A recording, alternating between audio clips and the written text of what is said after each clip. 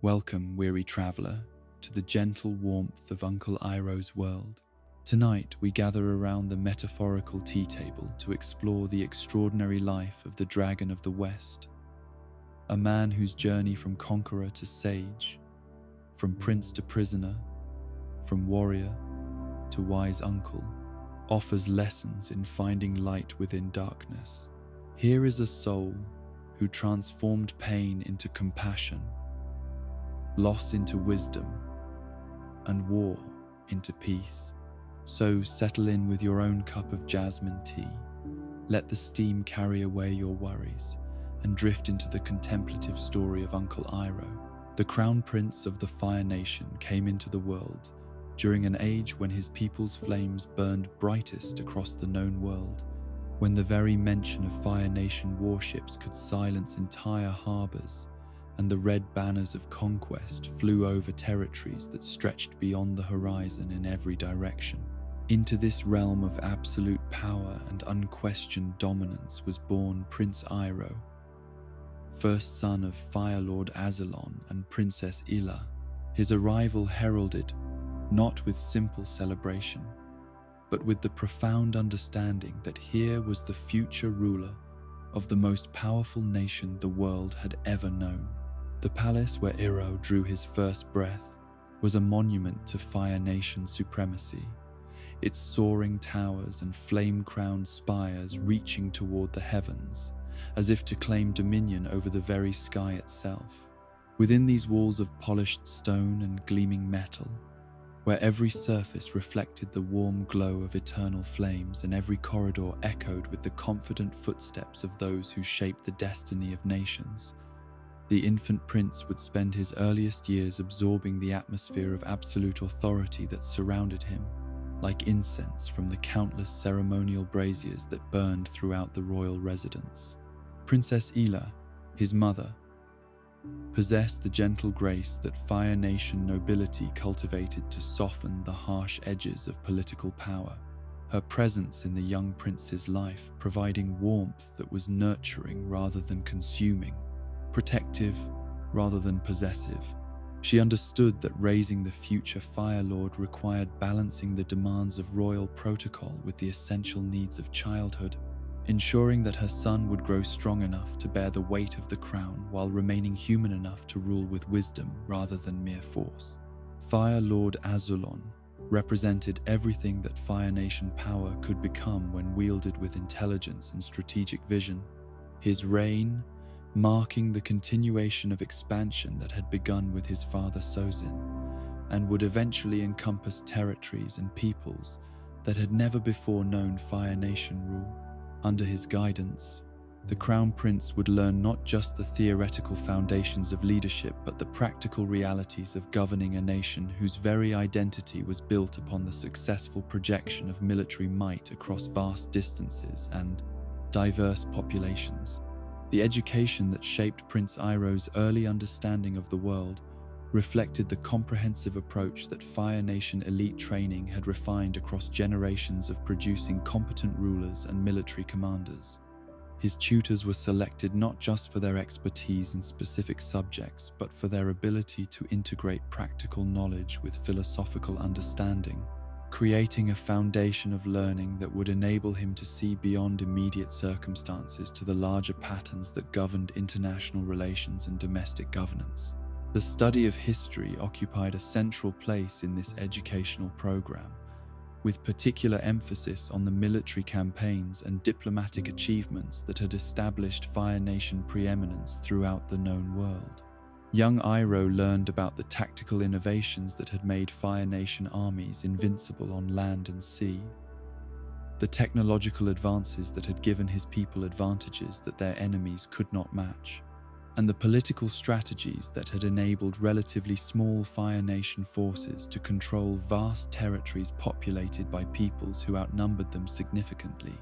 But history lessons also included careful study of failures and setbacks, campaigns that had failed to achieve their objectives and leaders whose mistakes had cost the Fire Nation valuable resources or strategic positions.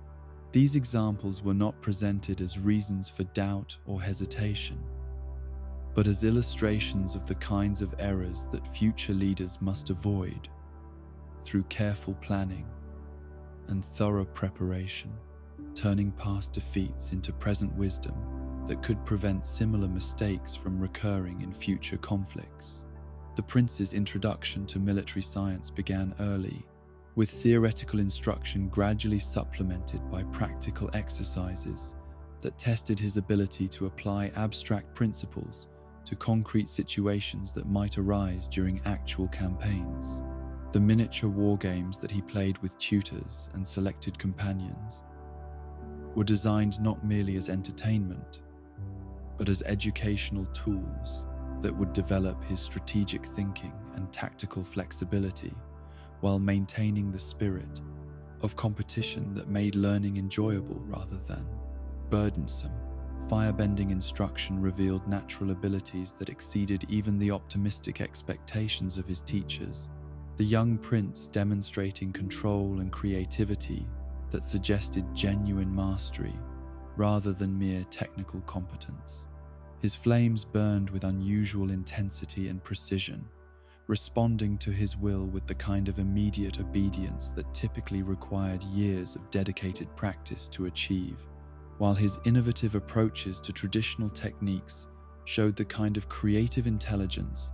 that distinguished truly exceptional benders from those who merely executed established forms with accuracy. The breakthrough that would eventually earn him recognition as one of the most gifted firebenders of his generation came during a training session where frustration with conventional breathing techniques led him to experiment with different approaches to channeling his internal fire. The ability to breathe flames directly from his mouth represented more than simple innovation. It demonstrated understanding of firebending's fundamental principles that went beyond what formal instruction could provide, suggesting intuitive grasp of his element's essential nature that would later enable him to learn from the original masters themselves. The development of lightning redirection techniques emerged from similar experimentation,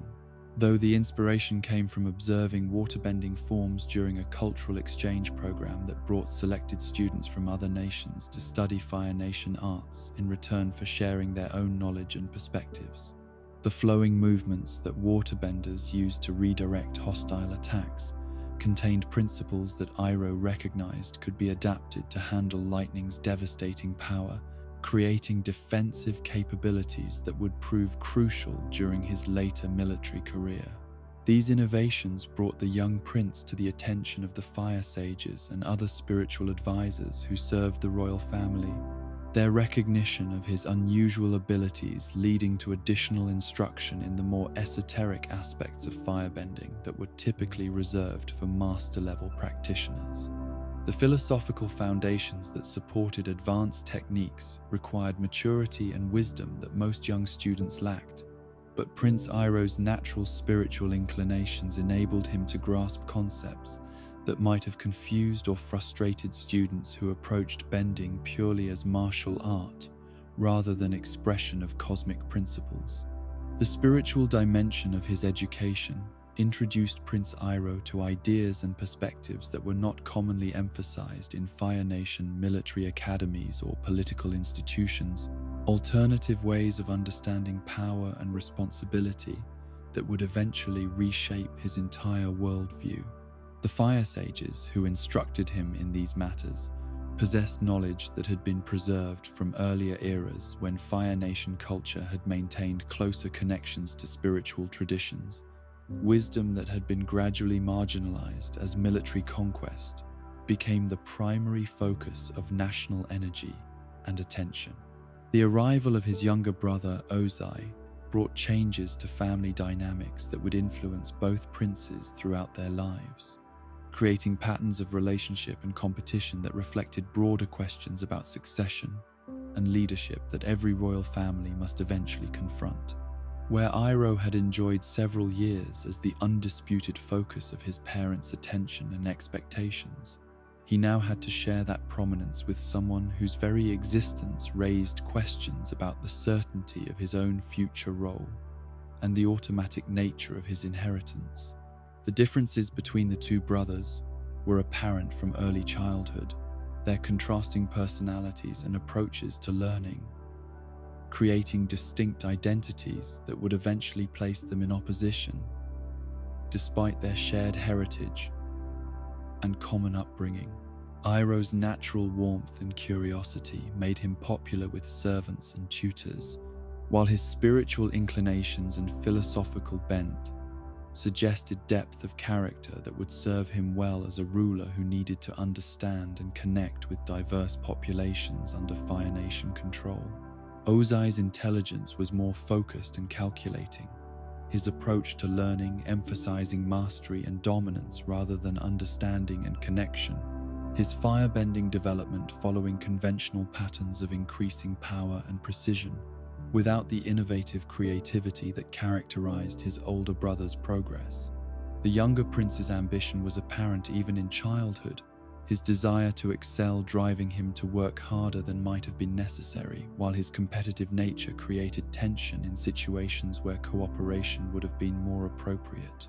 The palace environment that shaped both princes was one where political intrigue and personal ambition interacted in complex ways that made every relationship potentially significant for future advantage or disadvantage. Courtiers and advisors who served Fire Lord Azulon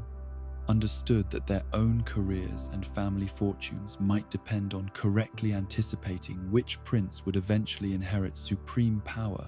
leading to subtle favoritism and manipulation that created additional pressure on both young men, while teaching them harsh lessons about the nature of political loyalty and personal trust. The formal ceremonies that marked important milestones in Prince Iroh's development as future Fire Lord were elaborate productions designed to reinforce Fire Nation cultural values, while demonstrating the wealth and sophistication that successful conquest had made possible. His participation in these events required him to master not just the specific rituals involved, but the broader theatrical and symbolic dimensions that made such occasions effective tools for maintaining popular support and international prestige. The Crown Prince's first public appearances at state functions introduced him to the broader Fire Nation population, while providing opportunities to observe his future subjects and begin developing the personal relationships with nobility and military leaders that would be crucial for effective governance. These early experiences with public responsibility taught him about the weight of expectations that would accompany every decision he made as Fire Lord, while also revealing the genuine affection and loyalty that his personal warmth and evident competence inspired among those who served his family. The hunting expeditions and military exercises that provided recreation for young nobles also served as additional training opportunities, developing physical skills and building relationships that would prove valuable throughout Prince Iroh's life. His natural leadership abilities became apparent during these activities. His capacity for inspiring cooperation and maintaining morale, suggesting that his future military service would be characterized by the kind of personal loyalty that made armies effective under difficult conditions. The philosophical discussions that occupied many evenings during this period of his life revealed intellectual depth and genuine curiosity about fundamental questions that went beyond immediate practical concerns about governance and military strategy. Prince Iroh's interest in exploring different perspectives and considering alternative approaches to common problems suggested flexibility of mind that would enable him to adapt to changing circumstances while maintaining core principles that provided consistent guidance for decision-making under pressure. The relationships he formed with teachers and mentors during these formative years created lasting bonds that would influence his development long after formal instruction had ended, providing him with sources of wisdom and support that extended beyond the official channels of royal advisement and political consultation. These personal connections offered glimpses of the man he would become, someone who valued genuine human relationships above formal hierarchies. and who understood that true strength came from the ability to inspire others rather than simply command their obedience. As Prince Iroh approached young adulthood, the combination of exceptional natural abilities, comprehensive education, and genuine spiritual depth had created someone uniquely prepared for the challenges of leadership. During a time of unprecedented Fire Nation expansion and international complexity, the Crown Prince, who would soon begin his military career, possessed not just the technical skills required for commanding armies and governing territories, but the personal qualities that would enable him to maintain his humanity while wielding power that could corrupt lesser individuals. The boy who had breathed his first flames in the royal palace had grown into a young man whose understanding of fire encompassed both its destructive potential and its life-giving warmth, whose approach to leadership balanced strength with compassion,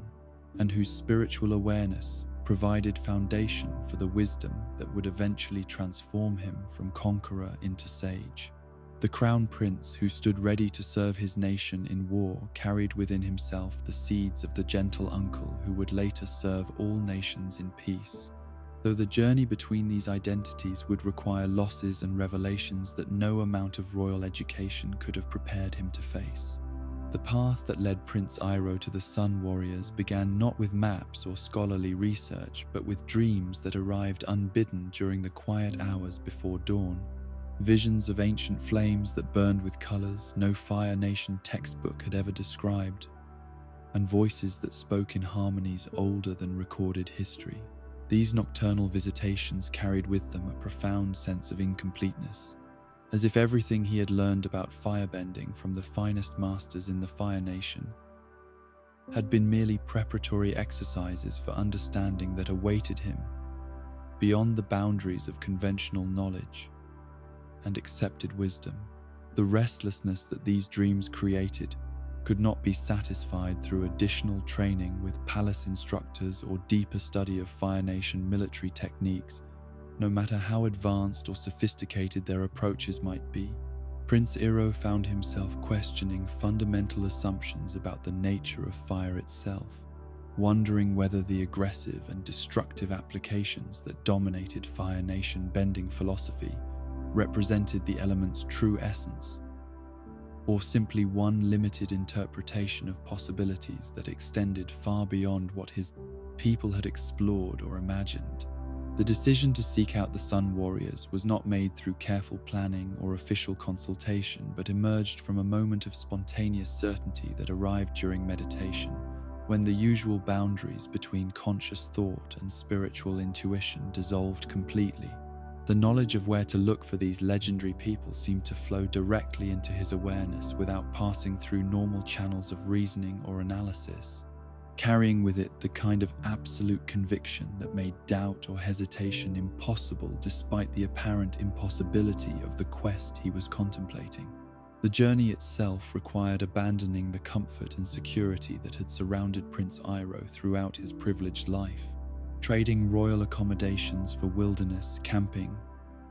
and replacing the constant attendance of servants with solitary travel through territories that appeared on no official maps. The physical challenges of navigating unmarked terrain and surviving without the resources that wealth and status normally provided were matched by psychological adjustments that forced him to rely on inner reserves of strength and determination that palace life had never tested or developed. The Sun Warriors' ancient city revealed itself gradually rather than dramatically, its existence becoming apparent through subtle signs that required spiritual sensitivity rather than conventional observation to detect and interpret correctly. The architecture that emerged from jungle vegetation was unlike anything in Fire Nation records, its forms suggesting harmony with natural forces rather than domination over them, integration with environmental patterns rather than imposition of human will upon resistant landscapes. The people who inhabited this hidden refuge possessed knowledge and abilities that challenged every assumption Prince Iroh had developed about the limitations and possibilities of human existence. Their mastery of fire,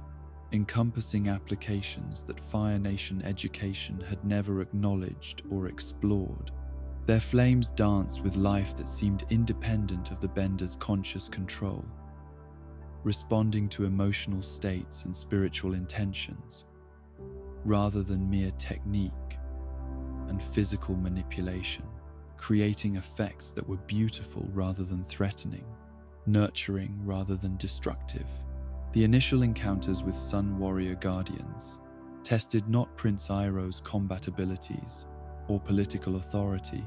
but his capacity for genuine respect and humble recognition of wisdom that transcended his own understanding, no matter how comprehensive his Fire Nation education might have been.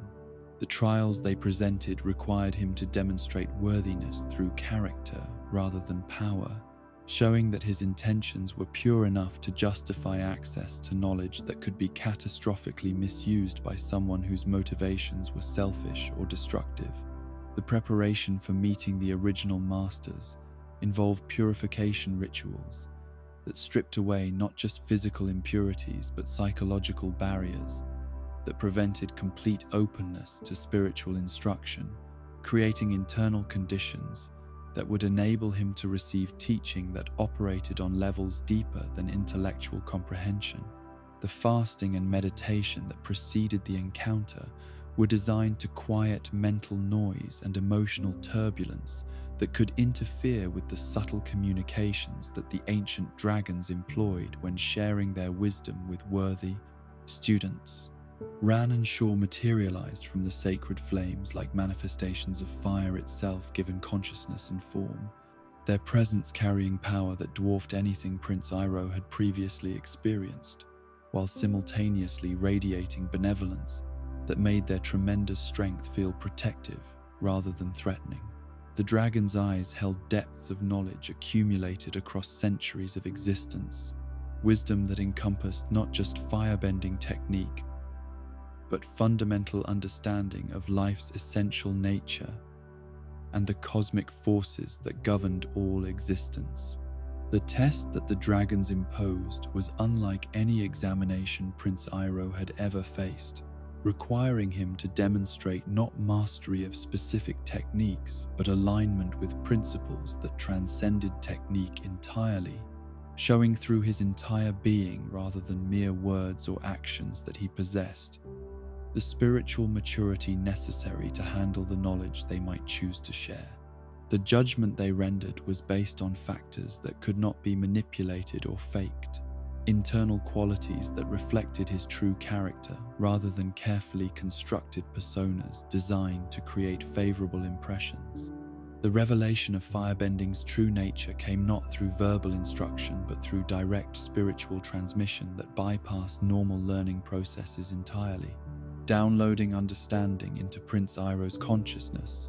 in ways that made explanation unnecessary while creating immediate and complete comprehension of principles that would have required years of conventional study to grasp. Partially, the fire that he had always understood as destructive force revealed itself as the fundamental energy of life itself, the cosmic power that animated all existence and made growth, change, and creative expression possible. The rainbow flames that the dragons produced in response to his demonstration contained every color that existed and several that had no names in human language, their beauty transcending anything that art or nature had previously shown him, while their warmth penetrated not just his physical body, but the deepest levels of his spiritual being.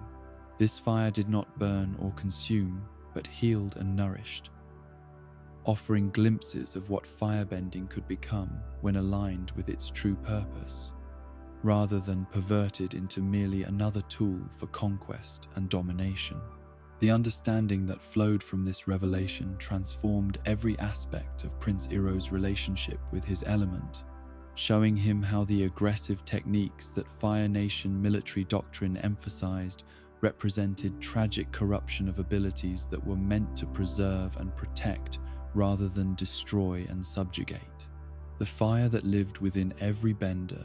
was connected to the same source that powered the sun and stars, the creative force that brought new life into existence and sustained all growth and development throughout the natural world. The dragon's teaching about the first firebenders revealed history that Fire Nation scholars had forgotten or deliberately suppressed,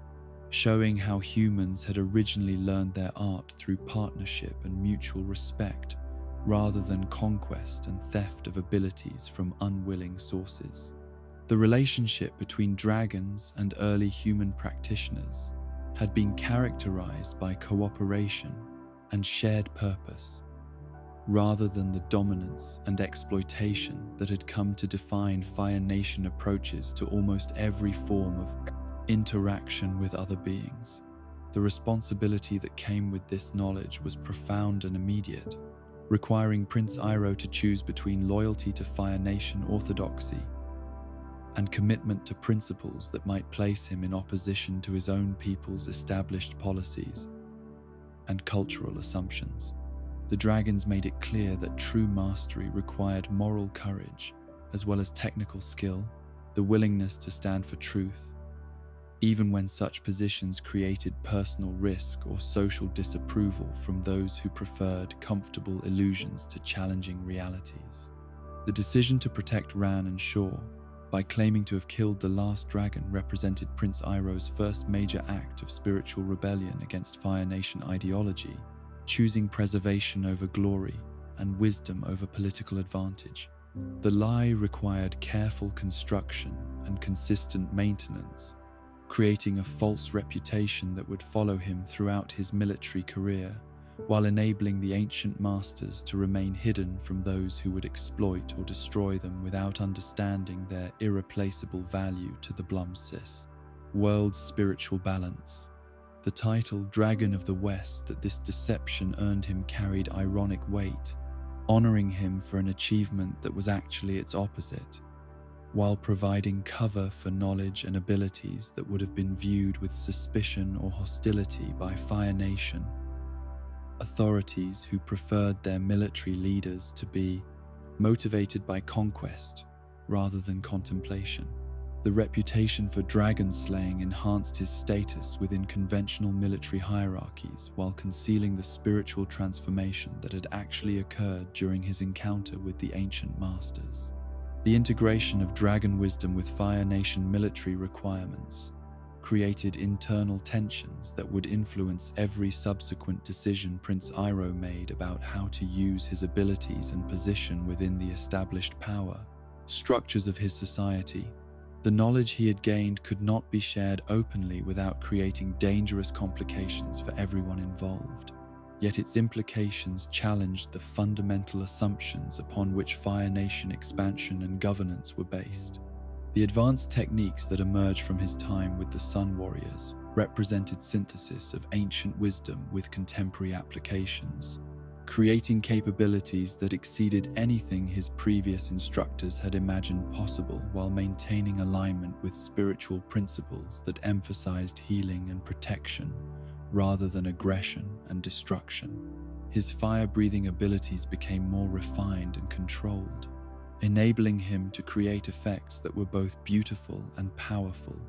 while demonstrating mastery that impressed observers without revealing the true source of his enhanced understanding. The lightning redirection methods that he perfected during this period drew directly upon the dragon's teaching about the interconnectedness of all energy and the importance of working with natural forces, rather than attempting to overwhelm them through brute force applications. The technique required complete emotional balance and spiritual centeredness, making it as much meditation practice as combat skill, while providing protection against one of firebending's most devastating attacks.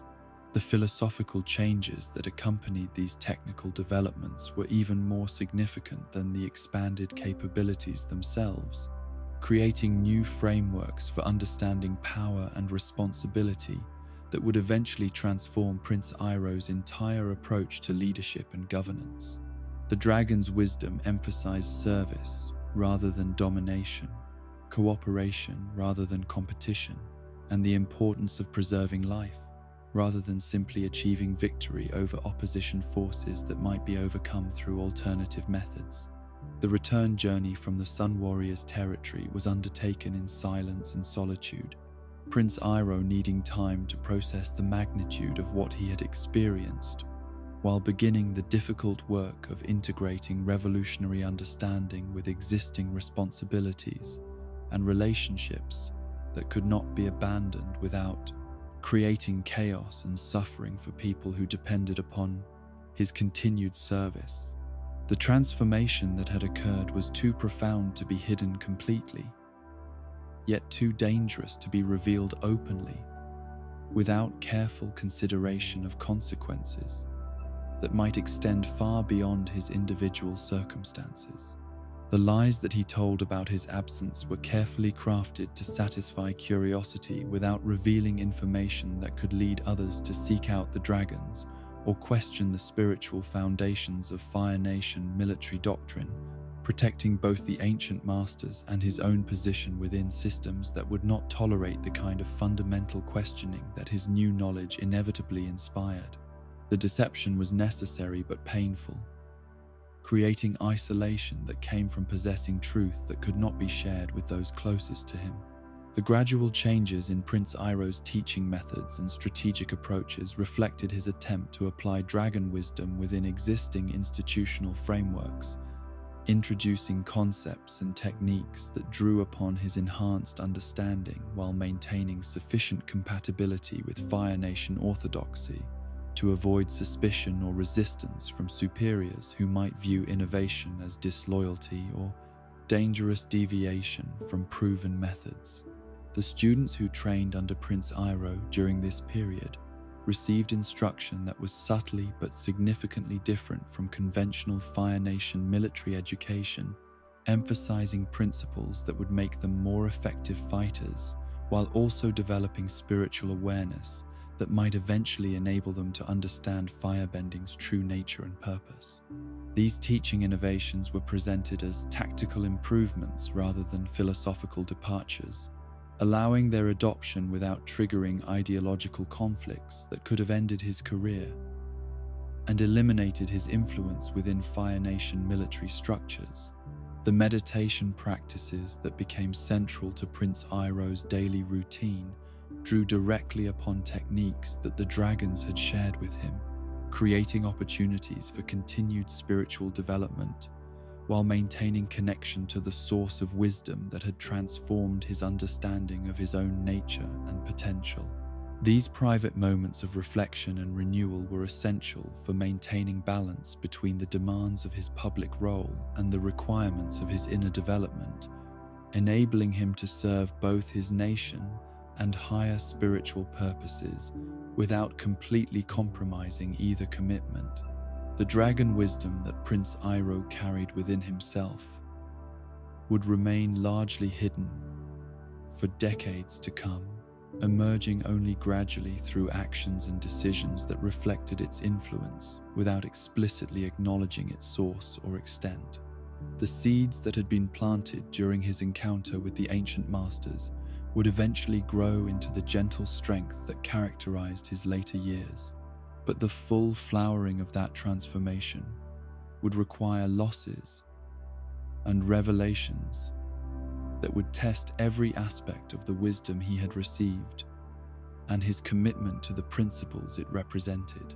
The Crown Prince, who returned from his spiritual journey, appeared unchanged to casual observation, but those who knew him most intimately began to notice subtle differences in his manner and approach that suggested depth of experience and understanding that had not been present before his mysterious absence. The fire that burned within Prince Iroh had been transformed from weapon into light, from tool of conquest into instrument of service,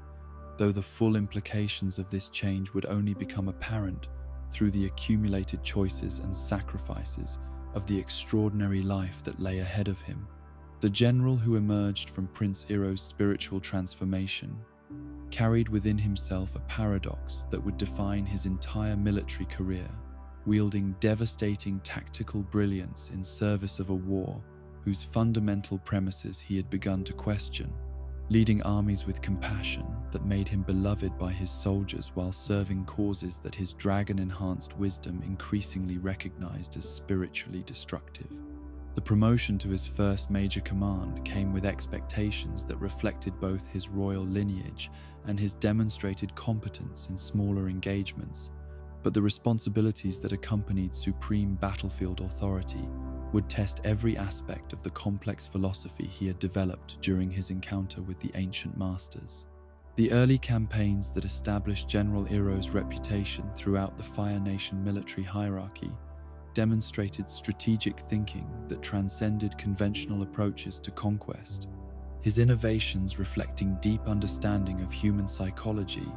and spiritual principles that enabled him to achieve objectives with minimal casualties while maintaining the loyalty and enthusiasm of forces under his command. His ability to inspire dedication among soldiers who served far from home in hostile territories became legendary throughout Fire Nation military circles, creating devoted followings that would persist long after specific battles had faded from official memory. The siege warfare techniques that General Iroh pioneered during regional conflicts preceding his assignment to Ba Sing Se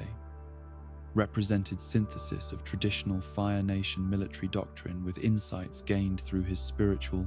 education, creating approaches that emphasized psychological pressure and strategic patience rather than the brute force applications that characterized most Fire Nation offensive operations. His understanding that walls could be overcome through persistence and intelligence rather than simply overwhelming firepower reflected wisdom that few of his contemporaries possessed or appreciated fully. The appointment to lead the assault on Ba Sing Se represented the pinnacle of military honor and responsibility within Fire Nation culture, recognition that General Iroh had achieved status that placed him among the greatest commanders in his nation's history, while accepting burden that would define the remainder of his life, regardless of whether the campaign ultimately succeeded or failed. The city that had never been breached represented the ultimate test of everything Fire Nation military science had developed, a challenge that would require every innovation and insight that decades of conquest had produced. The planning phase that preceded the actual siege involved coordination of resources and personnel on a scale that few military operations in recorded history had attempted, requiring General Iroh to oversee logistics networks that stretched across continents, while managing political relationships with Fire Nation leadership that expected results, without always understanding the complexities involved in achieving them. The maps that covered his command tent walls showed supply lines and troop movements that represented months of preparation and the coordinated efforts of thousands of people whose lives and careers depended upon the success of his strategic vision. The Earth Kingdom capital that awaited his arrival had been prepared for siege warfare through centuries of gradual improvement and refinement. Its massive walls, representing the accumulated defensive wisdom of generations of Earth Kingdom engineers and military planners who had studied every successful siege in recorded history while developing countermeasures designed to exploit the weaknesses that previous defenses had revealed. The city that General Iroh approached was not simply large and well defended, but intelligently designed to resist exactly the kind of assault that Fire Nation forces specialized in delivering. The outer wall that surrounded Ba Sing Se was a monument to Earth Kingdom engineering that dwarfed anything General Iroh had previously encountered,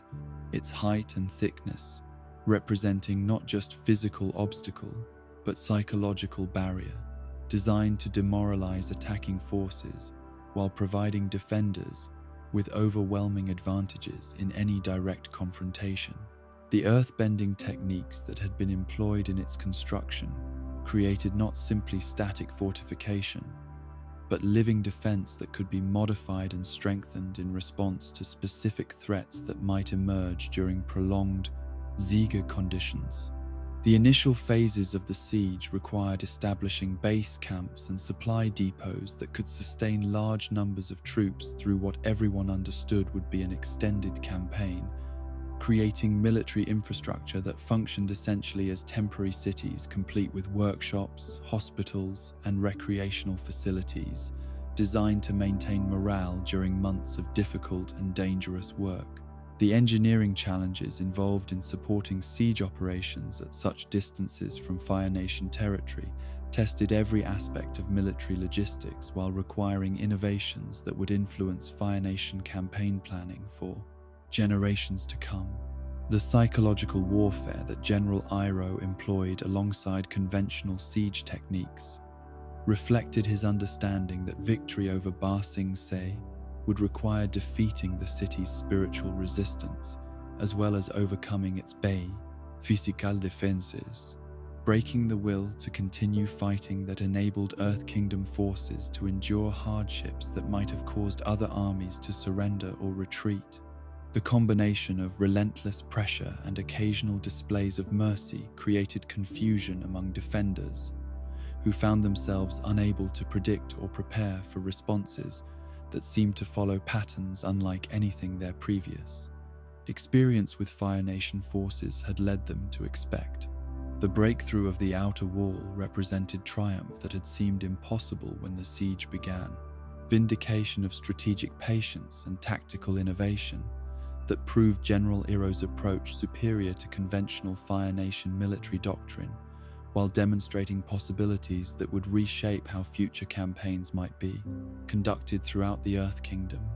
The moment when Fire Nation forces finally penetrated Ba Sing Se's legendary defenses was celebrated throughout the Fire Nation as proof that no obstacle could permanently resist their military superiority and technological advancement. The 600 days that elapsed between the beginning of the siege and its tragic end created rhythms of daily life that transformed military campaign into extended community experience, soldiers developing relationships and routines that provided stability and meaning, despite constant danger and uncertainty that characterized existence within range of Earth Kingdom defensive capabilities. The camps that surrounded Ba Sing Se evolved into complex social structures with their own customs and traditions, hierarchies based on competence and character, rather than simply official rank, informal networks of mutual support that enabled individuals to maintain psychological health under conditions that might otherwise have produced despair or madness.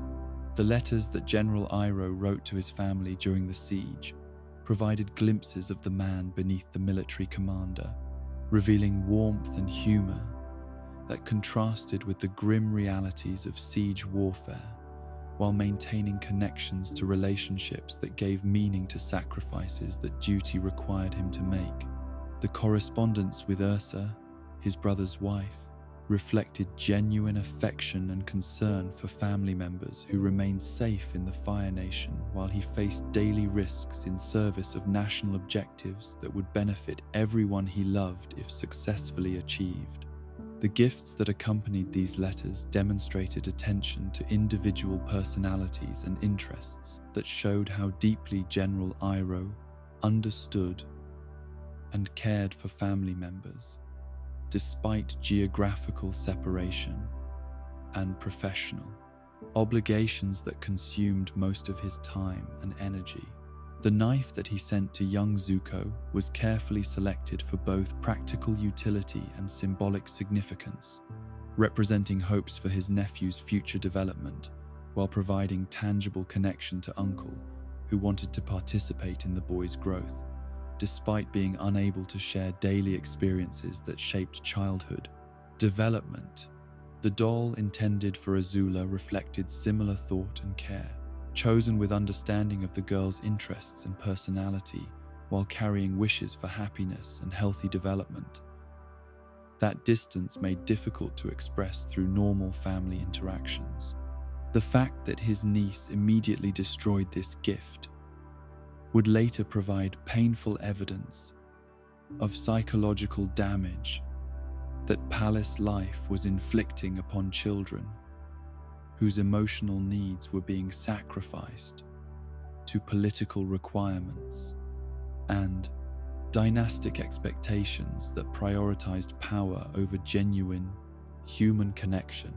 The tactical innovations that General Iroh developed during the siege reflected continuous adaptation to challenges that Earth Kingdom defenders presented, creating solutions to problems that Fire Nation military doctrine had never anticipated, while demonstrating flexibility and creativity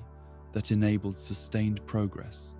despite obstacles that might have defeated more conventional approaches to siege warfare.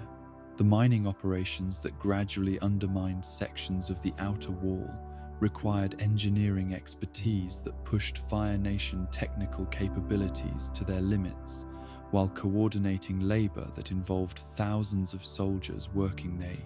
in shifts around the clock for months at a time. The siege engines that Fire Nation forces constructed for the assault on Ba Sing Se represented the most advanced military technology that their civilization had ever produced, weapons capable of delivering devastating attacks against fortifications that had previously seemed impregnable, while demonstrating industrial capacity and technical sophistication that no other nation could match. The catapults and ballistae that General Iroh's engineers designed and built incorporated innovations that would influence Fire Nation military equipment for decades to come, creating capabilities that made future sieges more efficient while reducing the time and resources required to overcome major defensive positions. The coordination between different military units that the siege required tested every aspect of Fire Nation command structure and communication systems, creating demands for information management and decision-making that exceeded anything previous campaigns had involved, while demonstrating organizational capabilities that enabled complex operations to proceed smoothly despite countless opportunities for confusion and error. The staff officers who served under General Iroh developed expertise in logistics and administration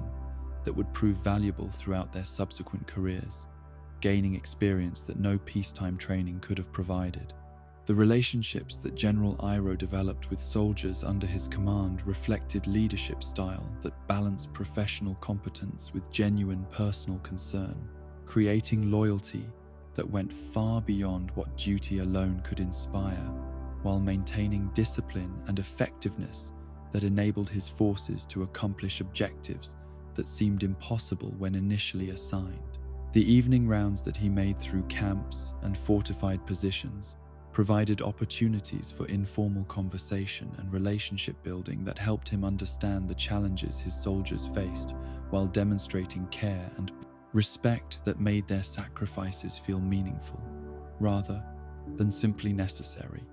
The stories that soldiers told about General Iroh's compassion and wisdom spread throughout Fire Nation military circles, creating reputation that enhanced his effectiveness as commander, while inspiring emulation among other officers who recognized the practical benefits of leadership approaches that emphasized service rather than domination. The assistance he provided to soldiers dealing with personal problems, the attention he paid to their individual needs and concerns,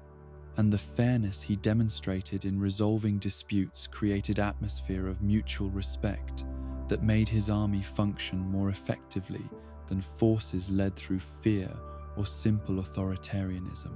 The strategic decisions that shaped the siege's progression reflected General Iroh's attempt to minimize casualties on both sides while achieving objectives that Fire Nation leadership expected him to accomplish, balancing humanitarian concerns with military necessities in ways that few commanders would have attempted or been capable of managing successfully.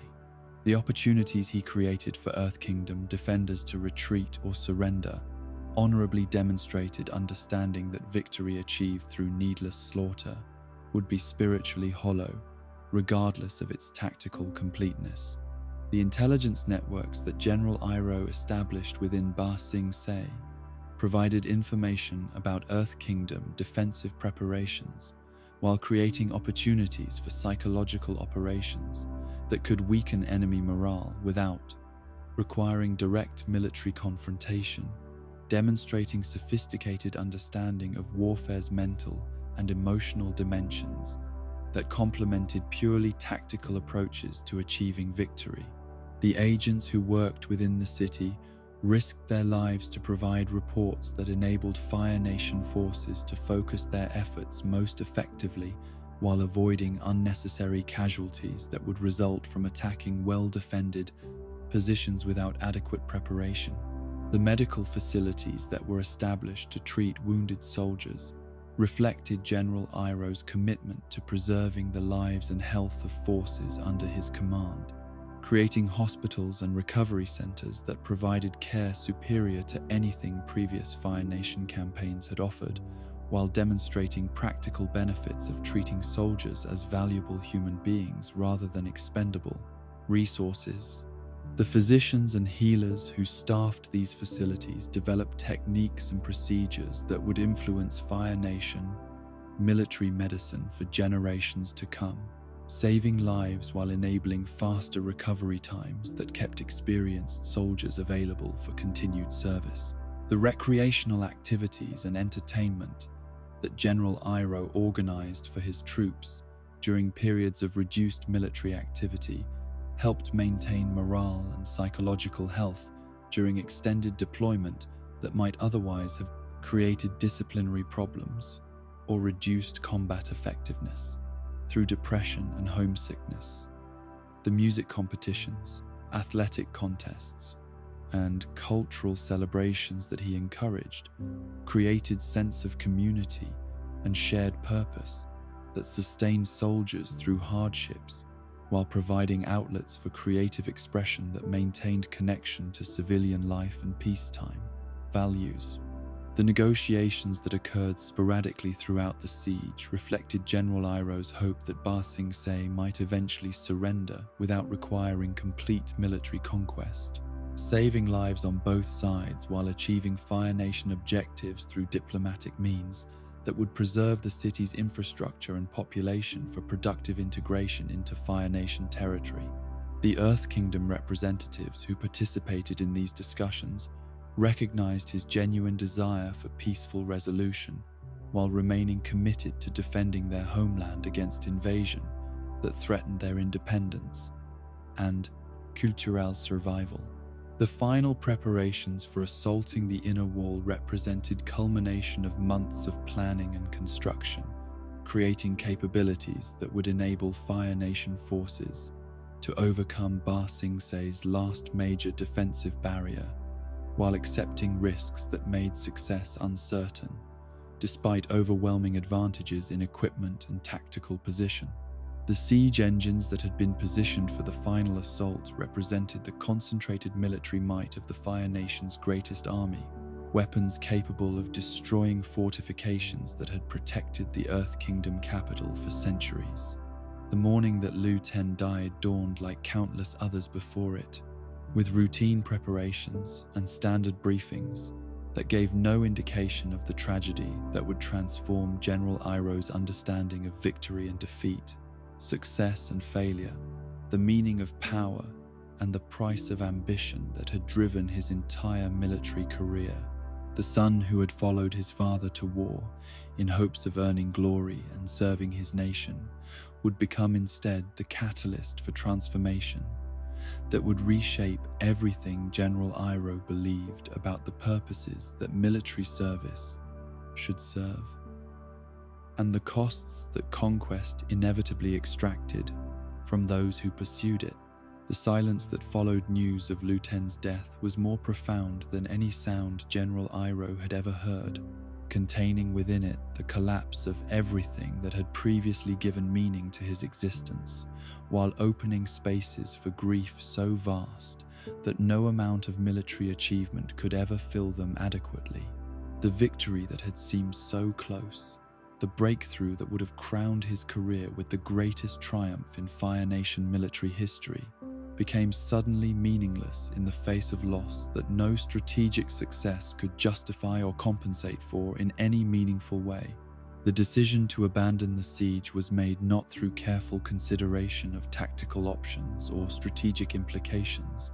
but through immediate recognition that nothing Ba Sing Se contained could be worth the life of his beloved son, that no amount of glory or political advancement could balance the emptiness that Lu Ten's death had created in the center of his being. The greatest military campaign in Fire Nation history ended not with triumph but with withdrawal, not with celebration but with mourning, that would transform the Dragon of the West into something entirely different from what he had been when the siege began. The love that bound General Iroh to his son Lu Ten was woven from threads of shared laughter and quiet moments of understanding that had accumulated across years of patient teaching and gentle guidance, creating bonds that transcended the normal relationships between fathers and children to encompass friendship, mentorship, and mutual respect that made their connection precious beyond anything that duty or blood alone could have established. From the moment when tiny fingers had first grasped his own with surprising strength, Iroh had understood that this child would become the center of his universe, the source of joy that would sustain him through whatever challenges his position as Crown Prince and future Fire Lord might present. The earliest memories of Lu Ten's childhood were preserved in Iroh's heart with crystalline clarity, each milestone and achievement carefully catalogued, not just as evidence of normal development, but as treasures to be savored and revisited during quiet moments when the pressures of royal responsibility became overwhelming. The first words that had emerged from his son's lips, the tentative steps that had marked his growing independence, the questions about the world around him that had revealed curiosity and intelligence that promised extraordinary potential for growth and learning throughout the years that lay ahead. The games they had played together during Lu Ten's earliest years reflected Iroh's determination to be not just a father but a companion, someone who could share in childhood wonder, while providing the guidance and protection that parental responsibility required. The miniature armies of toy soldiers that they had arranged on palace floors became battlefields for imagination rather than preparation for real warfare, opportunities for storytelling and creative play that allowed both father and son to explore possibilities and adventures that existed only in the realm of shared fantasy and affectionate interaction. The firebending instruction that had begun during Lu Ten's adolescence was approached with patience and creativity that reflected Iroh's understanding that teaching his son required different methods than those employed with ordinary students, not because royal blood demanded special treatment, but because the relationship between them was built on love rather than mere professional obligation. The lessons that took place in private courtyards during early morning hours became precious opportunities for intimate connection, time, when the demands of Iroh's military career and political responsibilities could be set aside in favor of focus that belonged entirely to his beloved child. Lu Ten's natural abilities as a firebender were considerable but not exceptional, his progress following patterns that were steady and reliable, rather than marked by the kind of prodigious talent that had characterized his father's early development. But Iroh found far more joy in his son's consistent effort and genuine enthusiasm than he might have experienced from witnessing displays of raw genius that could have been admired but not necessarily cherished in the same deeply personal way that Lu Ten's achievements deserved and received. The conversations that had filled their evenings together as Lu Ten matured into young adulthood revealed depth of character and wisdom that exceeded his chronological age, suggesting spiritual sensitivity and moral intelligence that would have made him an exceptional leader if fate had permitted him to inherit the responsibilities that birth and training had prepared him to assume. The questions he asked about governance and justice, about the purposes of power and the obligations of those who wielded it, demonstrated thinking that went beyond simple acceptance of conventional answers to encompass genuine philosophical curiosity about fundamental principles that should guide decision-making in complex situations. The decision to allow Lu Ten to accompany his father on military campaigns was made with careful consideration of both the educational value such experience would provide and the risks that exposure to warfare would inevitably entail, balancing parental protectiveness with recognition that the Crown Prince's grandson needed first-hand understanding of military realities if he was eventually to serve effectively as Fire Nation leader. The compromise that emerged from these considerations was structured to provide meaningful experience while minimizing danger, keeping Lu Ten close to command positions where his father's presence could offer both guidance and protection. The tent that Lu Ten occupied near his father's command post became a second home, where evening discussions could continue despite the harsh realities of campaign life, providing sanctuary where the young man could process the challenging experiences that military service inevitably created, while receiving counsel from someone who understood both the practical demands of warfare and the spiritual costs that violence extracted from those who participated in it. These conversations revealed Lu Ten's growing understanding of the complexities inherent in military leadership, while demonstrating moral sensitivity that would have guided him toward just and compassionate governance if circumstances had permitted such development to continue. The pride that Iroh felt in his son's developing competence as both soldier and human being was matched by growing anxiety about the dangers that surrounded them both during the siege of Ba Sing Se, awareness that each day brought fresh risks that could separate them forever, despite all the precautions and protective measures that parental love and military authority could devise. The balance between allowing Lu Ten the independence that young adulthood required and maintaining supervision that would ensure his safety became increasingly difficult as the siege progressed and Earth Kingdom defensive efforts grew more desperate and unpredictable. The morning routines that father and son had established during the siege provided structure and continuity that helped both men maintain psychological equilibrium, despite the stress and uncertainty that characterized existence under constant threat of enemy attack, creating oases of normalcy and connection that sustained them through periods when military duties required separation for hours or even days at a time. The shared meals, when schedules permitted, became precious opportunities for conversation and laughter that reminded both men of relationships and values that transcended the immediate demands of siege warfare. The strategic discussions that Iroh began, including Lu Ten, were designed not just to prepare the young man for future leadership responsibilities, but to share decision-making processes with someone whose judgment and perspective he had come to value as much as any staff officer's professional advice. Lu Ten's insights often revealed aspects of situations that more experienced military minds had overlooked, fresh perspectives that challenged conventional approaches while suggesting alternatives that proved both creative and effective when implemented.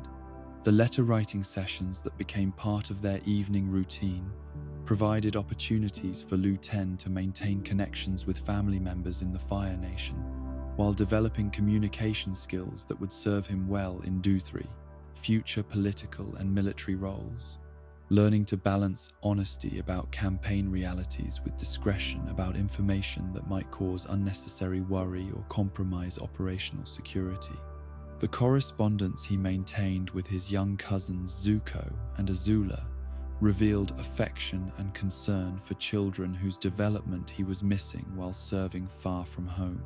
The gifts that Lu Ten helped his father select for family members demonstrated thoughtfulness and attention to individual personalities that reflected the values Iroh had worked to instill throughout his son's upbringing. Teaching by example the importance of maintaining personal relationships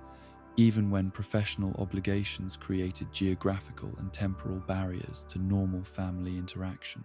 The joy that Lu Ten took in imagining his cousin's reactions to carefully chosen presents revealed warmth and generosity that would have made him beloved by those he served if destiny had permitted him to assume leadership responsibilities. The combat training that intensified as the siege progressed reflected Iroh's growing awareness that Earth Kingdom desperation was making the battlefield increasingly dangerous for everyone involved, requiring enhanced preparation and skill development that could mean the difference between survival and death when critical moments arrived without warning. The advanced techniques that he taught Lu Ten during these sessions were accompanied by philosophical instruction about the spiritual dimensions of warfare, emphasizing principles that would enable his son to maintain moral balance, even when circumstances required actions that peaceful existence never demanded. The conversations about the nature of courage and duty that took place during these training sessions revealed Lu Ten's developing understanding of leadership as service rather than privilege, responsibility rather than mere authority, commitment to protecting others rather than simply exercising power over them. The wisdom that he demonstrated in these discussions suggested spiritual maturity that would have guided him toward just and compassionate governance if the future had unfolded as both father and son had every reason to expect it would. When the siege finally achieved its inevitable, successful conclusion, the final evening that father and son spent together was marked by conversation that seemed to encompass all the hopes and dreams they had shared throughout the years. Plans for the future that would begin once Ba Sing Se had fallen, and they could return home to resume family life enriched by shared experiences of triumph and achievement. Lu Ten's excitement about seeing his cousins again and sharing stories of their adventures together revealed innocence and optimism that made the approaching tragedy even more heartbreaking in retrospect, though neither man had any premonition of the devastation that the next day would bring. The tactical briefing that preceded the final assault on the outer wall included discussions of Lu Ten's role in operations that were designed to keep him safely behind main lines of attack, while still providing meaningful participation in what everyone expected would be the decisive breakthrough that would make Ba Sing Se's fall inevitable. The assignment that seemed to offer perfect balance between safety and contribution would instead place the young man exactly where Earth Kingdom defenders would mount their most desperate counterattack against Fire Nation forces that had finally achieved the breakthrough they had worked so long to accomplish. The news of Lu Ten's death arrived not through official channels or formal notification, but through the shocked report of a soldier who had witnessed the Earth Kingdom counterattack that had claimed the young man's life along with dozens of other Fire Nation casualties. The defensive surge that had caught advancing forces unprepared for the ferocity and determination with which Ba Sing Se's guardians fought to protect their homeland from invaders who had already penetrated their supposedly impregnable outer defenses. The moment when Iroh understood that his son was dead marked the end not just of Lu Ten's young life, but of everything that had previously given meaning and purpose to his own existence. The collapse of hopes and dreams and carefully constructed plans that had sustained him through decades of military service and royal responsibility. The victory that had seemed so close, the breakthrough that would have crowned his career with unprecedented triumph, became instantly meaningless in the face of loss so profound that no achievement could ever compensate for what had been taken from him. The silence that followed this devastating news was deeper than any sound Iroh had ever experienced, containing within it the absence of laughter that would never again brighten his days, conversations that would never be completed, shared experiences that would never be created. The future that had been planned with such care and love, but would now never exist. The tent that had been filled with discussion and planning suddenly felt empty, despite the presence of staff officers who waited for orders that their general seemed incapable of providing. The physical pain that accompanied his emotional devastation was immediate and overwhelming, as if Lu Ten's death had torn away part of his own body, along with his heart and soul, leaving wounds that would never heal completely, regardless of how much time might pass or what attempts at comfort others might offer in their well-intentioned but ultimately inadequate efforts to provide consolation for loss that defied all comprehension or acceptance. The letters that would never be written, the conversations that would never take place, the shared experiences that would never be created, stretched ahead like an endless wasteland of missed opportunities and broken connections, reminders of relationship that had been the source of his greatest joy, but was now transformed into the wellspring of grief so vast that it threatened to consume everything else that remained of his identity and purpose. The decision to abandon the siege was made not through strategic calculation or consideration of military implications, but through immediate understanding that nothing Ba Sing Se contained could possibly justify the price that its conquest had already extracted, that no amount of glory or political advantage could balance the emptiness that Lu Ten's death had created. At the center of his being, where love and hope had once provided motivation for everything he had attempted to achieve, the orders for withdrawal were given in a voice that seemed to belong to someone else. Words that ended the greatest military campaign in Fire Nation history, not with triumph but with retreat, not with celebration but with mourning, that would transform the Dragon of the West into something entirely different from the victorious general he had been. When the siege began 600 days earlier, with such confidence and optimism about the outcome that awaited them, the soldiers who received these orders understood without explanation that something fundamental had changed in their commander. Recognizing grief so profound that questions or protests would have been not just inappropriate but cruel, accepting the end of their shared endeavor with dignity that honored both their sacrificial service and the loss that had made continued fighting impossible for the man who had led them so far and asked so much from them. The personal effects that were gathered from Lu Ten's tent revealed a young life that had been lived with purpose and joy. Despite the harsh circumstances of military campaign, possessions that spoke of hopes and interests that would never be fulfilled, connections to home and family that would never be renewed, potential that would never be realized. No matter how much love and guidance had been invested in preparing for a future that would now never arrive. The funeral ceremonies that honored Lu Ten's memory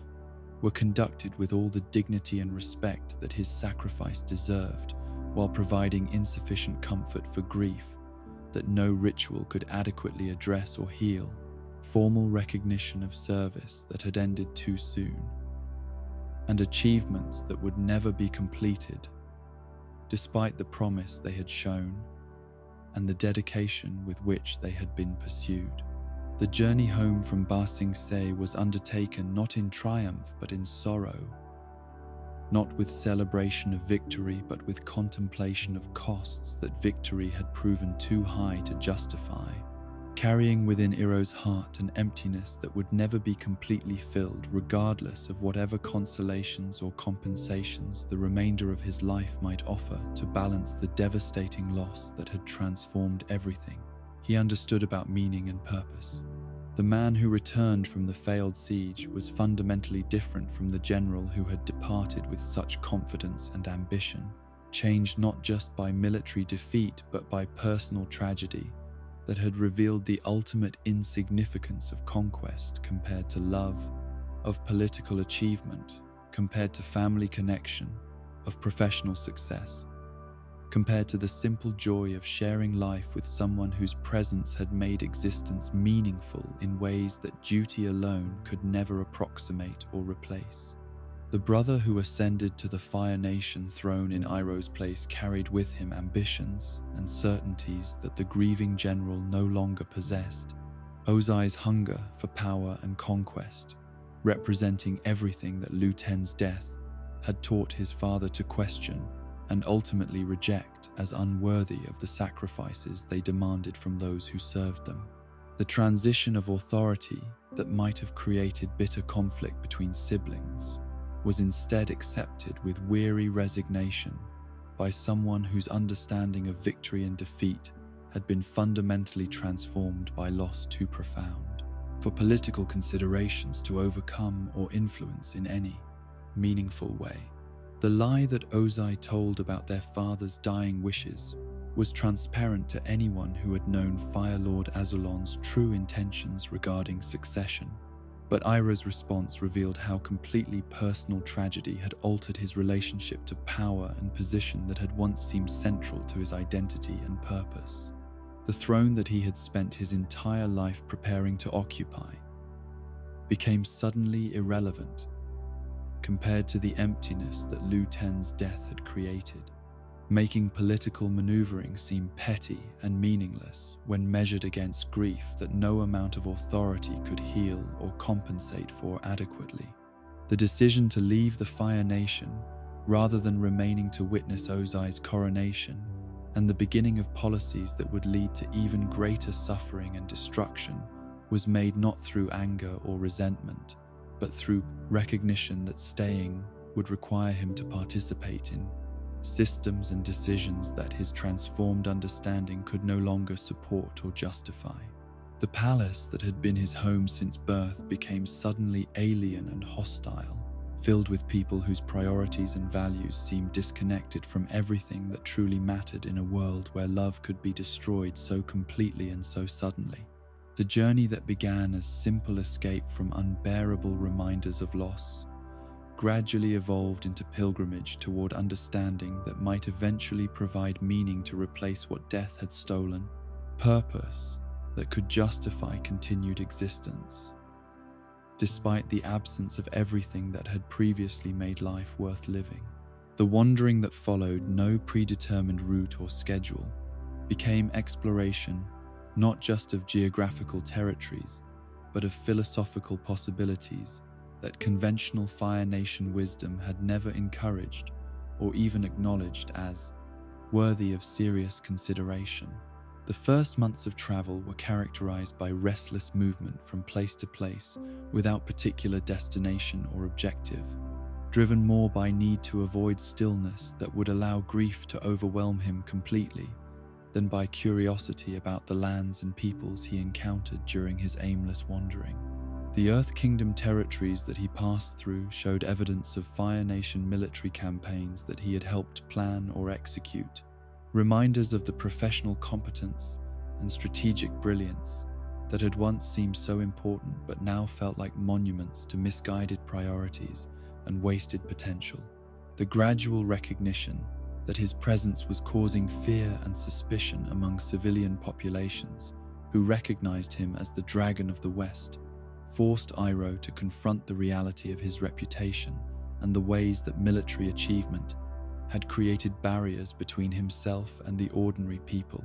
whose lives had been shaped by wars he had helped prosecute with such skill and dedication. The disguises and false identities that became necessary for safe travel provided opportunities for experiencing the world from perspectives that royal privilege and military authority had never permitted or encouraged. The conversations with merchants, farmers, and craftspeople that these disguises made possible revealed viewpoints and experiences that challenged every assumption Iroh had developed about the war's necessity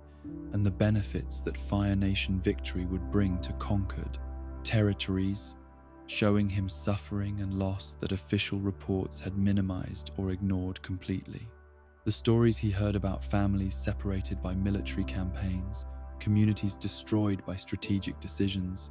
traditions eliminated by policies designed to ensure compliance with Fire Nation authority, began to illuminate costs that had been hidden from those who made decisions about conquest and occupation. The spiritual practices that he began exploring during his travels drew upon traditions from all four nations, seeking wisdom and insight that might provide answers to questions about meaning and purpose that Fire Nation philosophy had proven inadequate to address satisfactorily.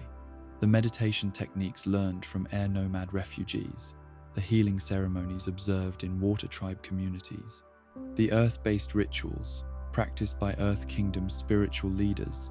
offered alternative approaches to understanding existence that emphasized harmony and balance rather than dominance and control. The encounter with White Lotus agents occurred not through deliberate seeking, but through recognition of symbols and signs that his spiritual education had taught him to identify and interpret, leading to meetings with individuals whose knowledge and perspective transcended national boundaries and political allegiances. The secret organization that existed to preserve wisdom and promote understanding across cultural divisions offered exactly the kind of community and purpose that Iroh's transformed worldview required, providing context for service that served humanity rather than merely advancing Fire Nation interests. The initiation process that admitted him to White Lotus membership required demonstrations of spiritual insight and moral commitment that went far beyond the tactical brilliance and strategic competence that had earned him military recognition, testing qualities of character, and understanding that could not be faked or achieved through mere intellectual study.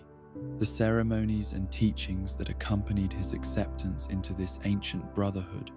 revealed knowledge that had been preserved through centuries of political upheaval and cultural change, wisdom that offered perspectives on life's fundamental questions that no single nation's traditions could provide adequately. The advanced White Lotus training that followed his initiation introduced Iroh to masters from every nation whose expertise encompassed not just their respective elements, but philosophical and spiritual dimensions that transcended bending, techniques to address universal principles that governed existence itself. The waterbending master who taught him about flow and adaptation, the earthbender who demonstrated patience and endurance, the airbending sage who shared insights about freedom and detachment, each contributed to understanding that integrated rather than compartmentalized different approaches to wisdom and spiritual development. The tea ceremonies that became central to Iroh's spiritual practice during this period represented more than simple appreciation for fine beverages, but embodied philosophical principles about mindfulness, patience, and finding profound meaning in apparently simple activities that could be performed with attention and reverence that transformed them into forms of meditation and prayer. The leaves that he learned to select, prepare, and serve became vehicles for understanding about timing, balance, and the importance of bringing complete awareness to whatever task demanded attention in each present moment. The search for Lu Ten in the spirit world began as desperate hope that death might not represent permanent separation, but gradual evolution into acceptance that love transcends physical existence, while recognizing that healthy grief requires letting go of expectations that prevent proper processing of loss and eventual healing. The spiritual techniques that enabled contact with non-physical realms required development of consciousness abilities that went far beyond anything Fire Nation education had acknowledged or encouraged, opening awareness to dimensions of existence that materially focused cultures typically ignored or dismissed as superstition. The visions and experiences that occurred during these spirit world journeys revealed planes of existence where consciousness continued beyond bodily death, but followed patterns and principles that earthly understanding could only approximate through metaphor and symbol, creating glimpses of possibilities that provided comfort without eliminating the need for accepting physical separation as part of natural cycles that governed all existence. The communications that seemed to come from Lu Ten's spirit offered reassurance about his continued existence, while emphasizing the importance of allowing natural processes of mourning and healing to proceed without interference from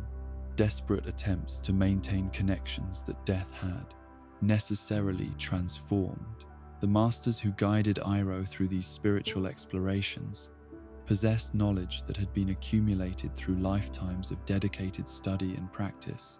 wisdom that could only be transmitted to students whose personal experiences had prepared them to understand teachings that intellectual analysis alone could never fully comprehend.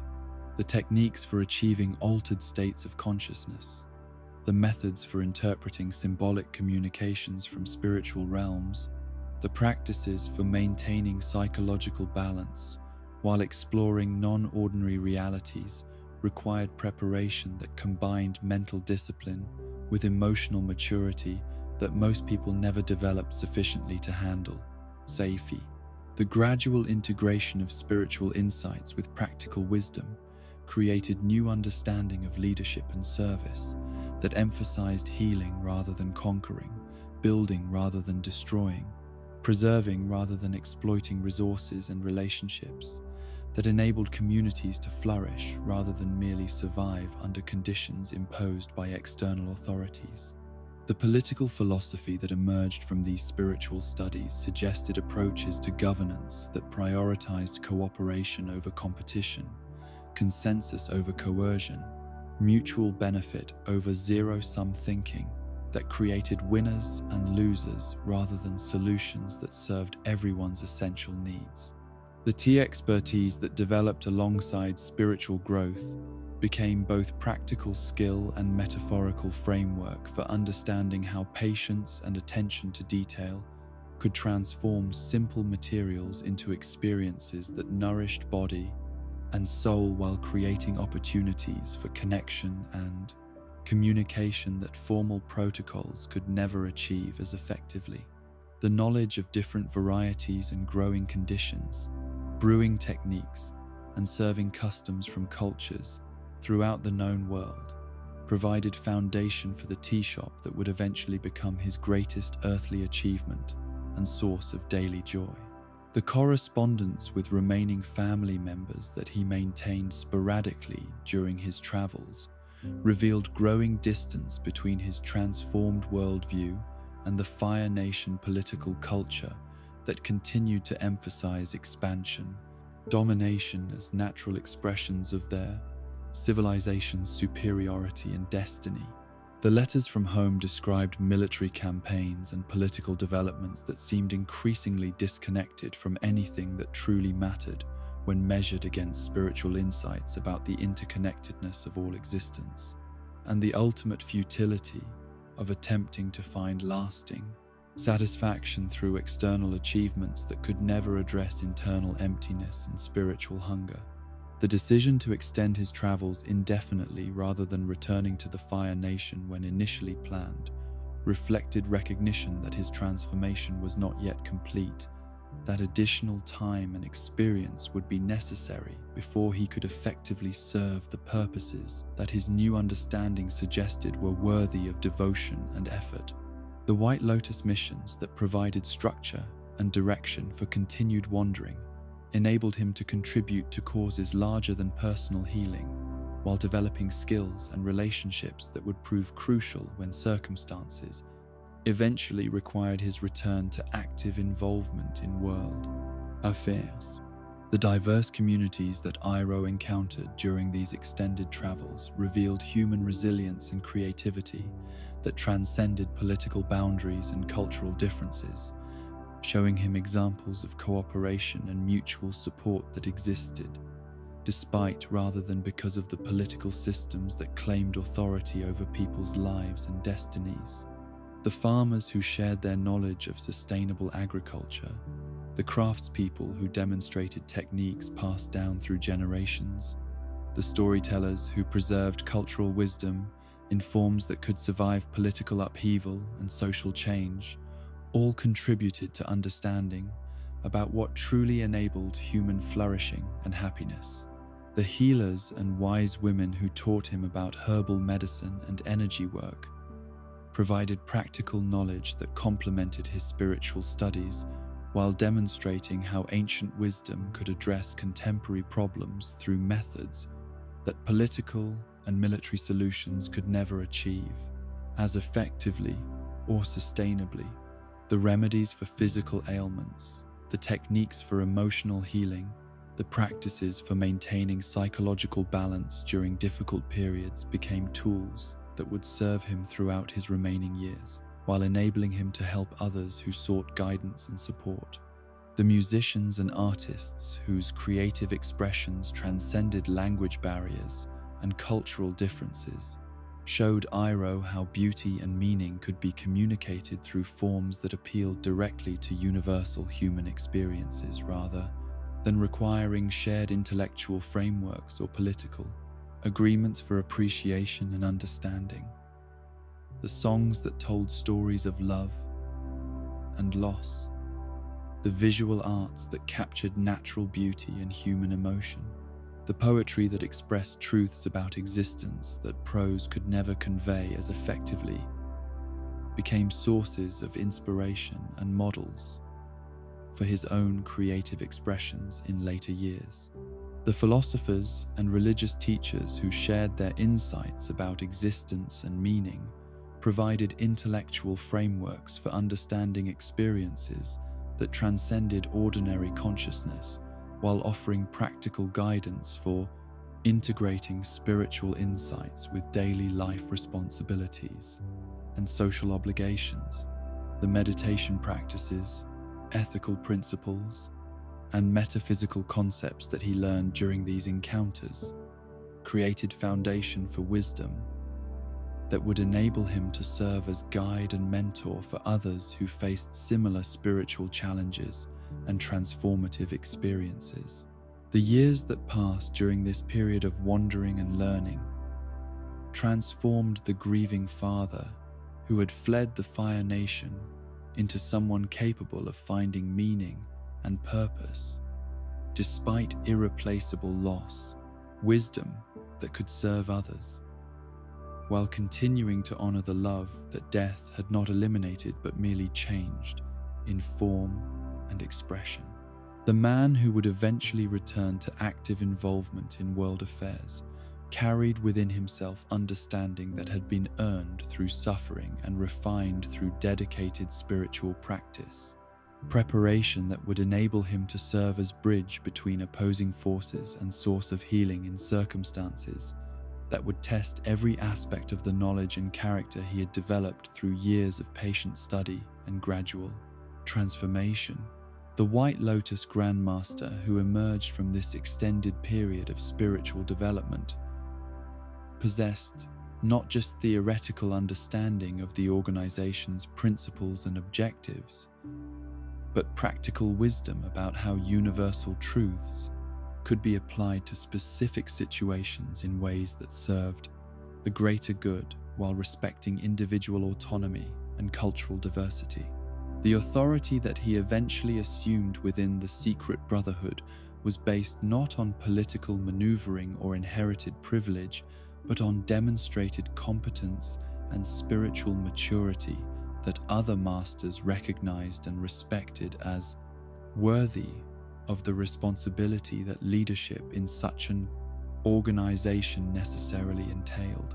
The gentle strength that characterized Iroh's later interactions with everyone he encountered was founded upon this period of wandering and spiritual development, years when grief had been transformed into compassion, personal loss had become universal understanding, and the desire for revenge had evolved into commitment to healing that would guide every subsequent decision he made about how to use his knowledge and abilities in service of causes larger than personal satisfaction or narrow political launch, objectives that could never provide the meaning and purpose that his transformed consciousness required to maintain motivation and direction. The uncle who would emerge from Iroh's spiritual transformation was born not through deliberate decision, but through recognition of need that transcended his own grief and loss, seeing in his nephew Zuko the same vulnerability and pain that his own journey through darkness had taught him to recognize and address with the kind of compassion that could only come from someone who had experienced similar suffering and found ways to transform it into wisdom rather than bitterness. The child who had been burned by his own father represented everything that was wrong with Fire Nation culture, and everything that still might be redeemed through patient love and gentle guidance, offered without expectation of reciprocation or guarantee of success. The scar that marked Zuko's face was more than physical disfigurement, but visible symbol of spiritual wounds that ran far deeper than anything medical treatment could address. Evidence of betrayal that had shattered the boy's ability to trust in safety or unconditional love that every child deserved to receive from parents whose primary obligation was protection rather than punishment. The ceremony that had created this permanent reminder of paternal cruelty had been witnessed by courtiers who understood its political significance while remaining blind to its human cost. The transformation of adolescent defiance into lifelong trauma that would shape every subsequent relationship and decision the young prince would make. The banishment that had followed this brutal lesson was designed not just as punishment for speaking out of turn, but as impossible quest that would remove Zuko from Fire Nation politics while maintaining the illusion that redemption remained theoretically possible through achievement that everyone understood could never be accomplished by someone so young and inexperienced. The task of capturing the Avatar, who had been dead for over a century, was a cruel joke that revealed Ozai's complete inability to see his son as anything more than political inconvenience to be managed, rather than human being deserving of love and guidance toward healthy development and eventual happiness. The decision to accompany Zuko into exile was made not through obligation or family duty,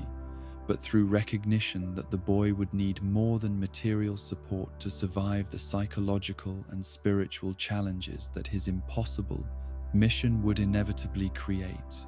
requiring presence of someone who understood both the nature of genuine loss and the possibility of finding meaning and purpose, despite circumstances that seemed to offer only despair and endless frustration.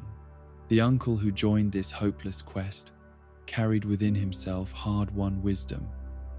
about how suffering could become source of strength rather than permanent disability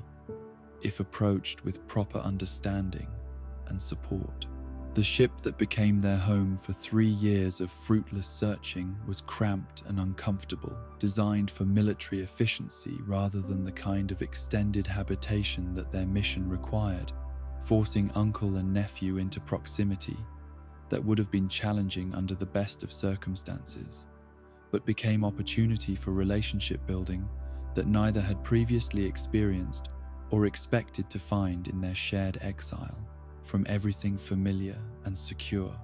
The confined quarters that might have bred resentment and conflict instead became laboratory for developing new ways of relating that transcended traditional hierarchies and formal protocols. The crew that served under Prince Zuko during these years of exile witnessed daily examples of how genuine leadership differed from mere authority, observing interactions between uncle and nephew that demonstrated patience, humor,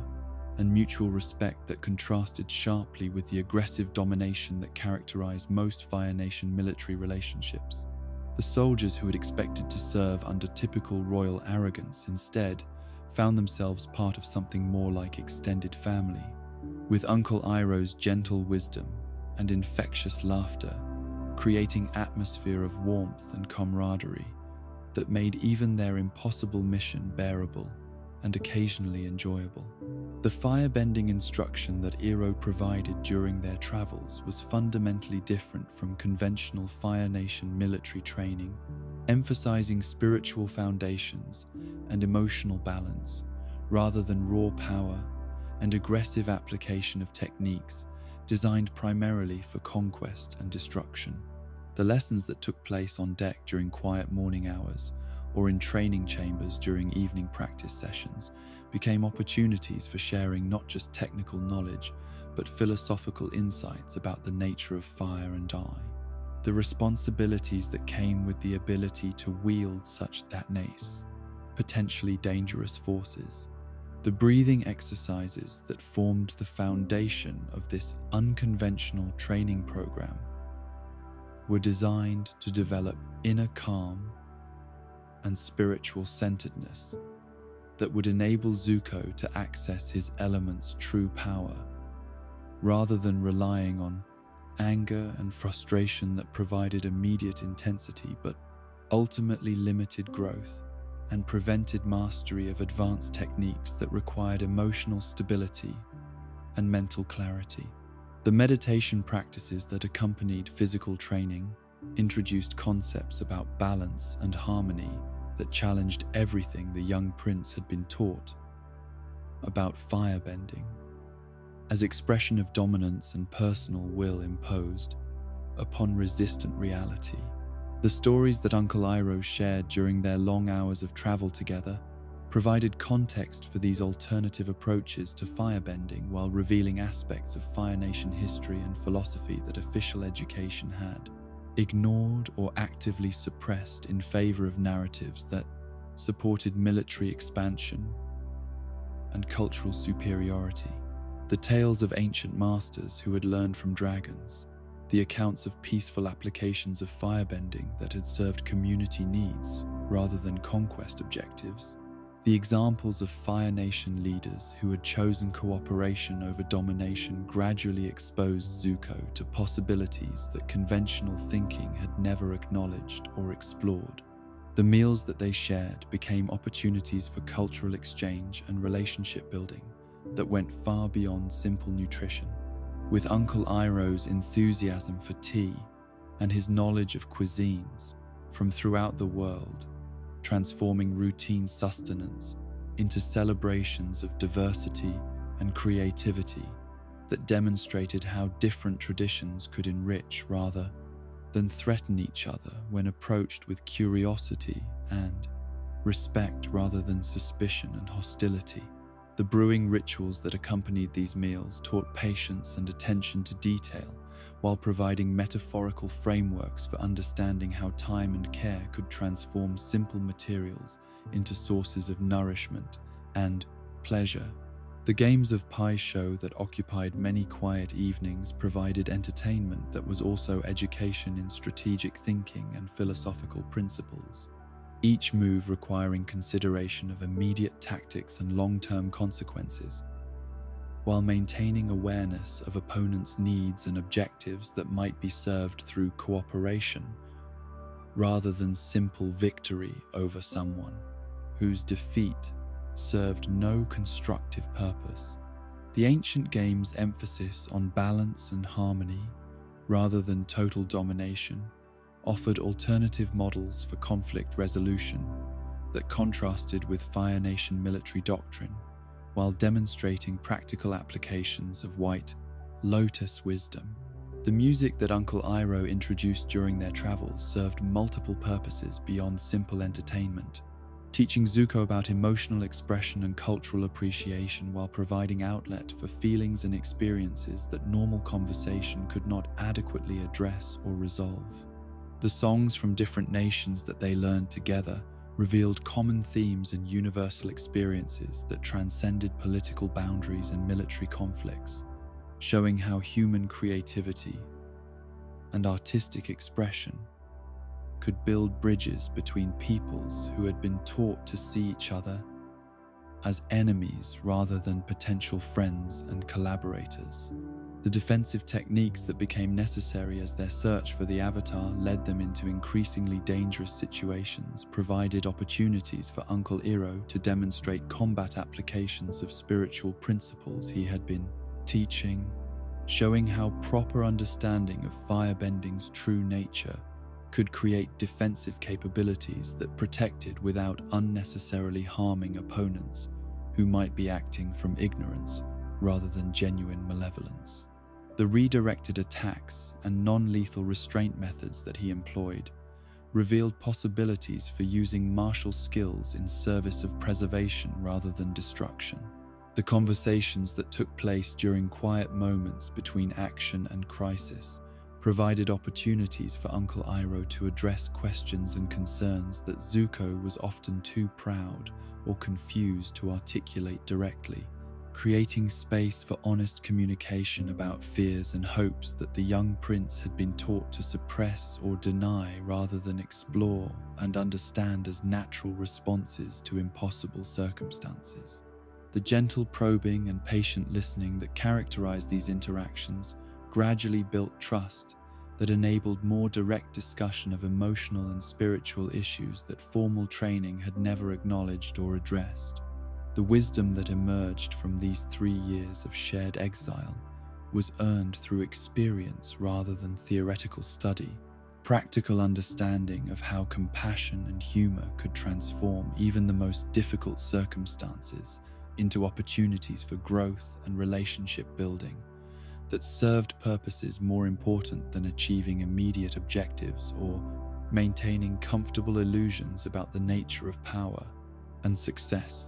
The uncle who had begun this journey as reluctant companion evolved into willing teacher and devoted protector, whose investment in Zuko's welfare transcended duty to encompass genuine love and hope for the young man's eventual healing and happiness. The protection that Uncle Iroh provided was both physical and psychological,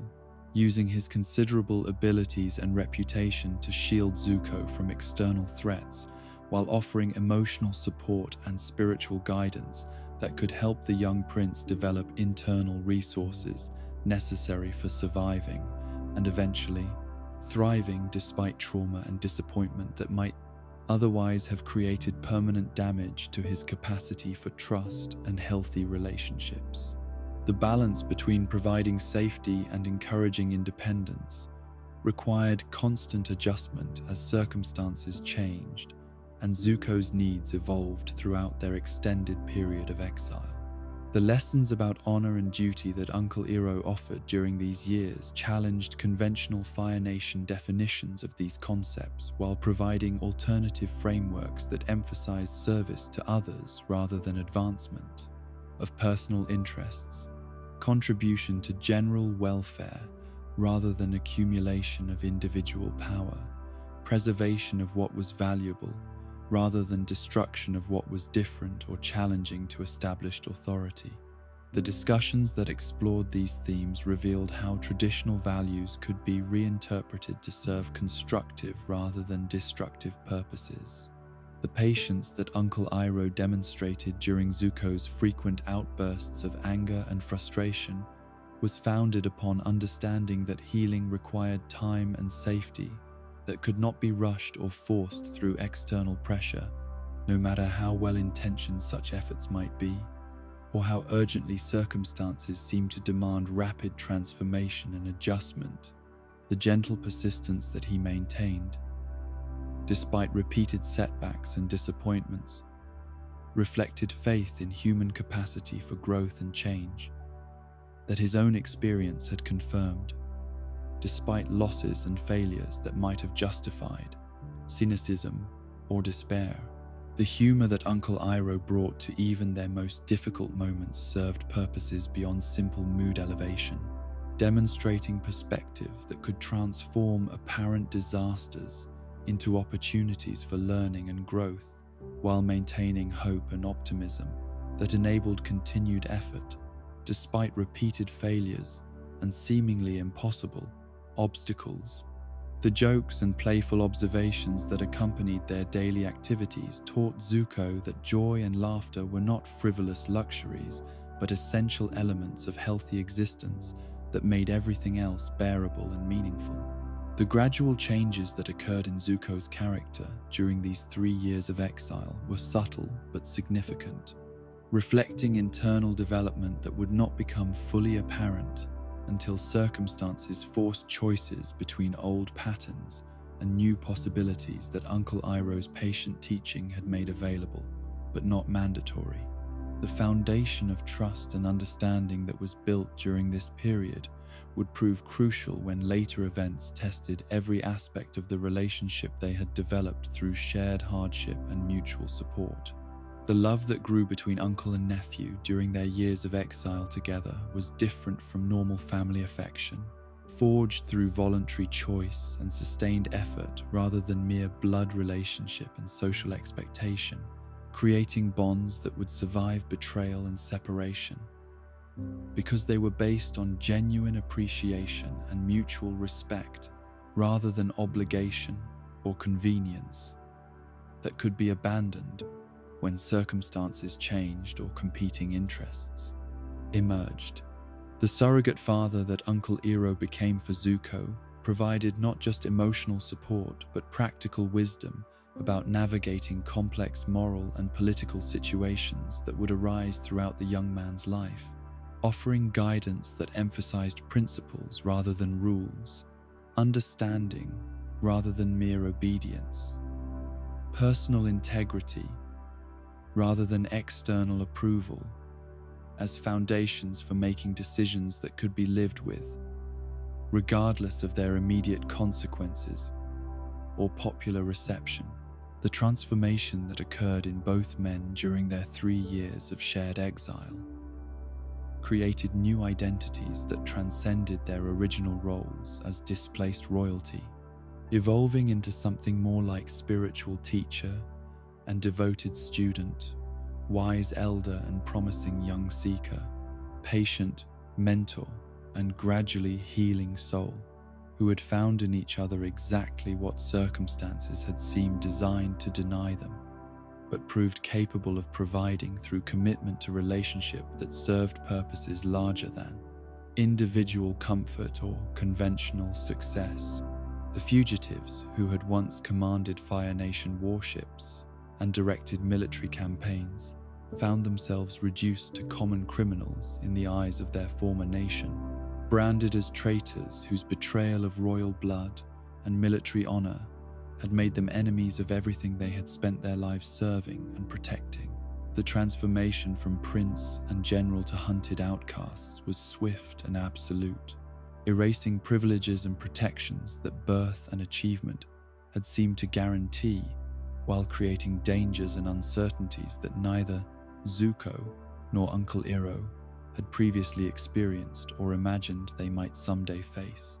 The cutting of their top knots represented more than simple disguise or practical necessity, but ritual death of their former identities,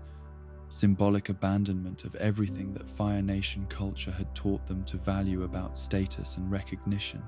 while embracing possibilities for authenticity and genuine relationship that royal protocols and military hierarchies had made impossible to achieve or maintain.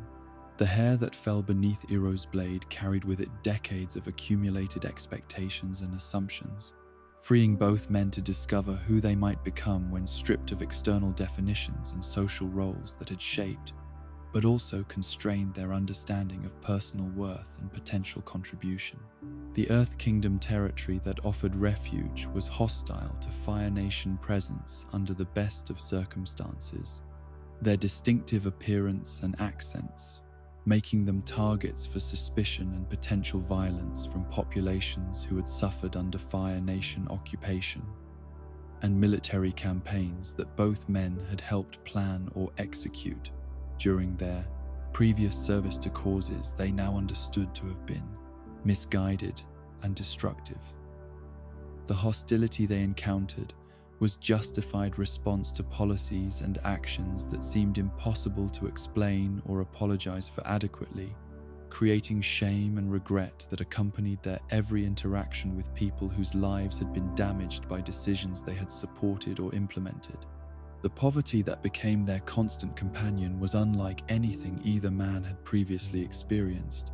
The absence of resources and security that wealth and position had always provided, forcing them to develop skills and perspectives that privileged existence had never required or encouraged. The search for food and shelter that occupied much of their energy revealed how completely their former lives had insulated them from realities that most people face daily, challenges that required creativity and resilience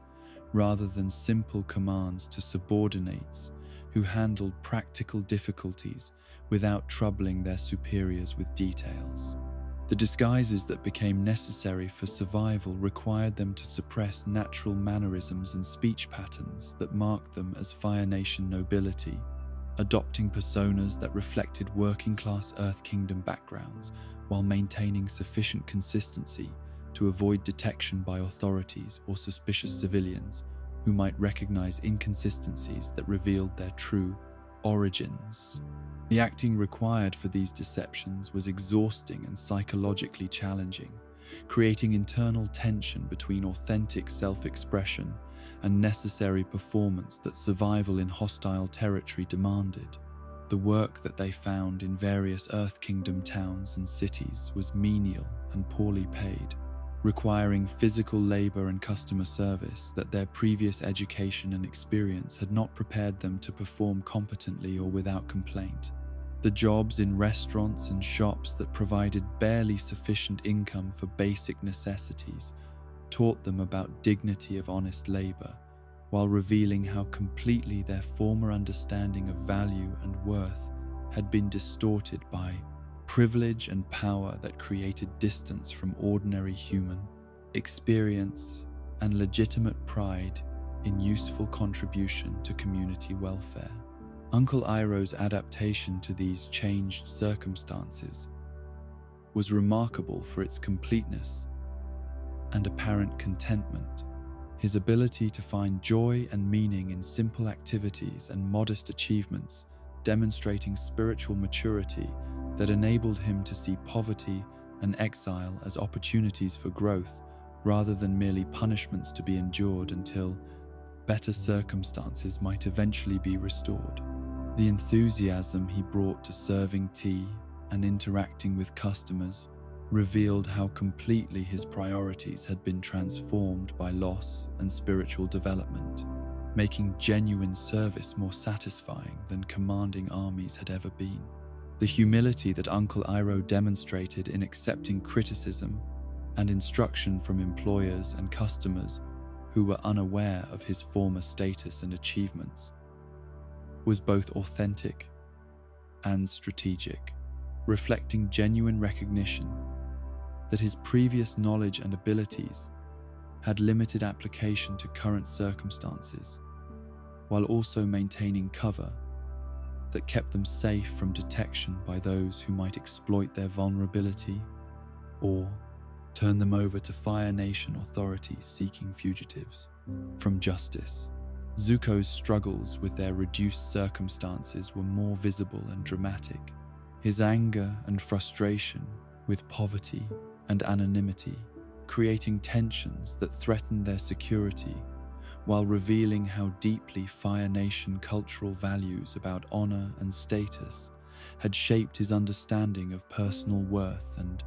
acceptable forms of existence. The psychological adjustment required for accepting their new situation was complicated by adolescent pride and identity issues that made compromise and adaptation feel like betrayal of everything he had been taught to value about himself and his potential future. The arguments that erupted between uncle and nephew during this period reflected deeper conflicts about identity and purpose that exile had forced them to confront without the external validation and clear objectives that their former roles had provided, creating space for questions about meaning and value that comfortable circumstances had enabled them to avoid or postpone indefinitely. The tensions that surfaced revealed how differently they processed loss and change, with Iroh's acceptance contrasting sharply with Zuko's resistance to circumstances that seemed to negate everything they had previously worked to achieve. The temporary separation that occurred when Zuko's frustration overwhelmed his ability to accept their situation was painful but perhaps necessary for both men, providing space for individual reflection and growth that constant proximity had made difficult, while testing the strength of bonds that had been forged through shared exile and mutual dependence during their years of searching for the Avatar together. The decision to leave was not made through anger alone, but through desperate need to reclaim some sense of agency and direction that dependency on Uncle Iroh seemed to prevent or compromise. The loneliness that Uncle Iroh experienced during Zuko's absence was profound but not destructive, providing opportunity for contemplation and spiritual practice that caring for his troubled nephew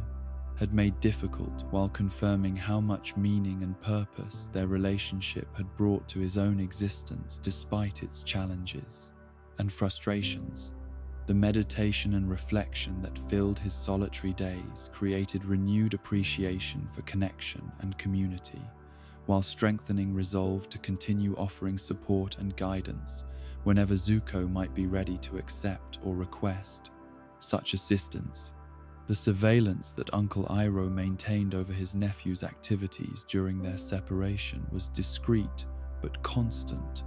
his concern for Zuko's safety and well-being creating watchfulness that bordered on obsession, while respecting the young man's need for independence and self-determination that forced separations seemed designed to achieve or explore. The balance between protective oversight and respectful distance required constant adjustment as circumstances changed, and Zuko's behavior revealed both growth and continuing vulnerability that made complete detachment impossible, despite apparent rejection of offered support. The intervention that occurred when Zuko faced threats beyond his ability to handle alone demonstrated that Uncle Iroh's love transcended hurt feelings and wounded pride, his willingness to risk exposure and safety for someone who had rejected his guidance, revealing depth of commitment that no amount of ingratitude or apparent betrayal could diminish or destroy. The rescue that followed was accomplished with efficiency that reminded everyone present of the legendary Dragon of the West's capabilities, while serving purposes entirely different from those that had earned him his fearsome reputation. The lightning attack from Azula that left Uncle Iroh critically injured was both tactical strike and personal assault. The princess's willingness to harm her own uncle, revealing moral corruption that made her more dangerous than external enemies, who might be motivated by understandable grievances rather than sadistic pleasure in causing pain to family members who had shown her nothing but kindness and concern throughout her troubled childhood and adolescent development. The healing process that followed this near-fatal injury created opportunities for reconciliation and renewed intimacy between uncle and nephew. Zuko's desperate efforts to save Iroh's life, revealing how much their relationship meant to him, despite his previous rejection and abandonment of everything his uncle had tried to teach him about finding meaning and purpose through service to others, rather than pursuit of external recognition and approval from authorities whose judgment was based on values that Uncle Iroh's wisdom had taught him to question. The care that Zuko provided during Uncle Iroh's recovery was both practical nursing and symbolic reversal of their usual dynamic, the young man finally having opportunity to give, rather than merely receive support and guidance, while demonstrating growth and maturity that his uncle's patient teaching had made possible, even when it seemed to be falling on deaf ears or meeting only resistance and resentment that covered deeper appreciation and understanding. The lightning redirection technique that Uncle Iroh taught Zuko during his recovery represented more than defensive skill, but philosophical approach to dealing with hostile forces that emphasized adaptation and transformation rather than simple resistance or retaliation, showing how apparent attacks could be converted into sources of strength when properly understood and managed through techniques that required spiritual balance as much as physical coordination and timing. The move to Ba Sing Se represented both practical necessity and symbolic completion of transformation that had begun with their initial exile, taking them to the very city where Uncle Iroh's greatest military triumph had been transformed into personal tragedy and spiritual awakening that had set him on path toward wisdom and service that transcended national loyalties and political ambitions that had previously defined his identity and purpose. The tea shop that Uncle Iroh established in the Earth Kingdom capital was more than business venture, but expression of everything he had learned about finding joy and meaning in simple activities that served others while creating opportunities for connection and community that wealth and power had never provided as authentically or satisfactorily. The Jasmine Dragon represented culmination of spiritual journey that had transformed grief and loss into sources of healing and hospitality that enriched everyone who encountered them.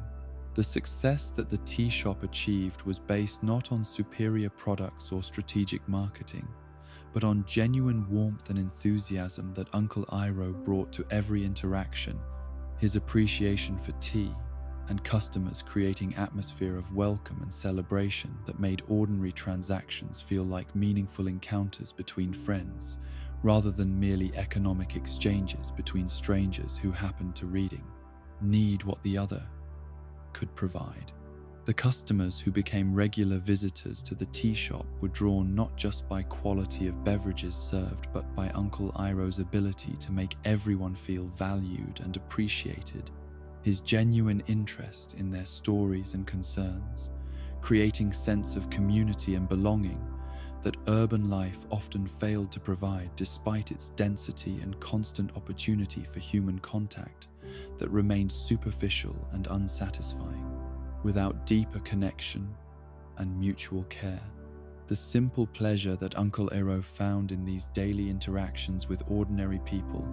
revealed how completely his understanding of fulfillment and success had been transformed by loss and spiritual development, making service to others more rewarding than commanding armies had ever been, while demonstrating that happiness could be found in circumstances that his former self would have considered inadequate or unworthy of serious attention and commitment. The peace that settled over Uncle Iroh during this period of anonymous service and modest prosperity was hard-won through years of suffering and spiritual growth, representing not simple contentment, but deep understanding about what truly mattered in human existence, and how meaning could be found in any circumstances when approached with proper perspective and commitment to serving purposes larger than immediate personal comfort or conventional measures of achievement and recognition. The authenticity that emerged from living without pretense or external validation created space for genuine relationship and spiritual expression that royal protocols and military hierarchies had never permitted, enabling Uncle Iroh to discover aspects of his own character and potential that privileged existence had kept hidden or undeveloped throughout decades of service to causes that seemed important, but ultimately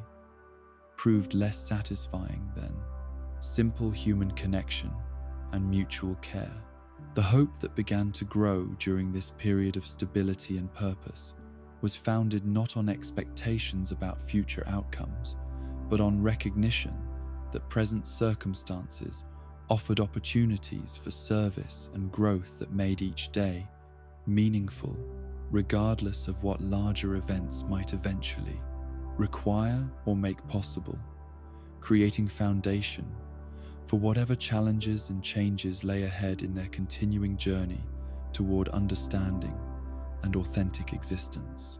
The prison cell that became Uncle Iroh's home for the final months before Sozin's comet was designed not merely to contain,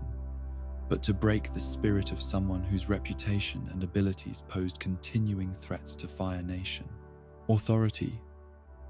despite his apparent acceptance of circumstances that had reduced him from legendary general to common criminal, awaiting whatever punishment his former nation deemed appropriate for his betrayal of blood and oath. The walls that surrounded him were built to withstand earthbending and reinforced against firebending attacks, while the isolation imposed upon him was calculated to create psychological pressure that might succeed where physical restraints had proven inadequate for controlling someone whose inner resources seemed inexhaustible despite losses and disappointments that might have crushed lesser individuals. The guards who were assigned to watch over the Dragon of the West approached their duties with mixture of professional respect and personal fear, understanding that they were responsible for containing someone whose military achievements had become legendary throughout Fire Nation culture, while recognizing that his current docility might conceal capabilities that could manifest without warning if circumstances provided sufficient motivation for resistance or escape. The routines that governed prison life were designed to maintain absolute control over his activities and interactions, while providing minimal comfort or stimulation that might enable him to maintain physical condition or mental acuity, necessary for effective action should opportunities arise. The food that was provided was nutritionally adequate but deliberately unappetizing, chosen to sustain life without providing pleasure or satisfaction that might contribute to psychological resilience or emotional stability. During extended confinement, under conditions designed to wear down resistance, through accumulated discomfort and deprivation rather than dramatic cruelty that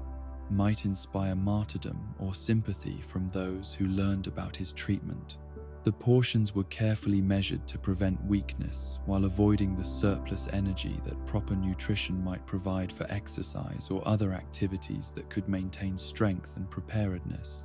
The communications that were permitted with outside world were strictly limited and carefully monitored, preventing coordination with potential allies, while allowing just enough contact to maintain hope that might make continued existence seem preferable to desperate resistance that could result in injury or death for everyone involved in any escape attempt. The letters that he was allowed to write were censored to remove anything that might convey coded messages or useful information to recipients who might be planning rescue operations or other forms of assistance. The solitary confinement that characterized most of his imprisonment was interrupted only by interrogation sessions designed to extract information about Fire Nation military secrets that his years of service had provided, White Lotus organization and membership that his captors suspected but could not prove definitively, and potential escape plans, or outside assistance that might be developing despite their security precautions and surveillance of anyone who might have motivation to help him regain freedom that his crimes had forfeited through betrayal of everything Fire Nation citizenship was supposed to represent. The physical condition that Uncle Iroh maintained despite prison restrictions was achieved through exercises performed in secret during periods when guards were not observing his cell, using techniques learned during his spiritual travels to develop strength and flexibility without equipment or space that conventional training methods would require. The meditation practices that had sustained him through years of exile and loss provided mental discipline and emotional stability that enabled him to endure isolation and uncertainty while maintaining focus on objectives that extended beyond personal comfort or immediate circumstances. The intelligence gathering that he conducted through careful observation of guard routines, prison layout, and security procedures was accomplished through patience and attention to detail that decades of military experience had taught him to employ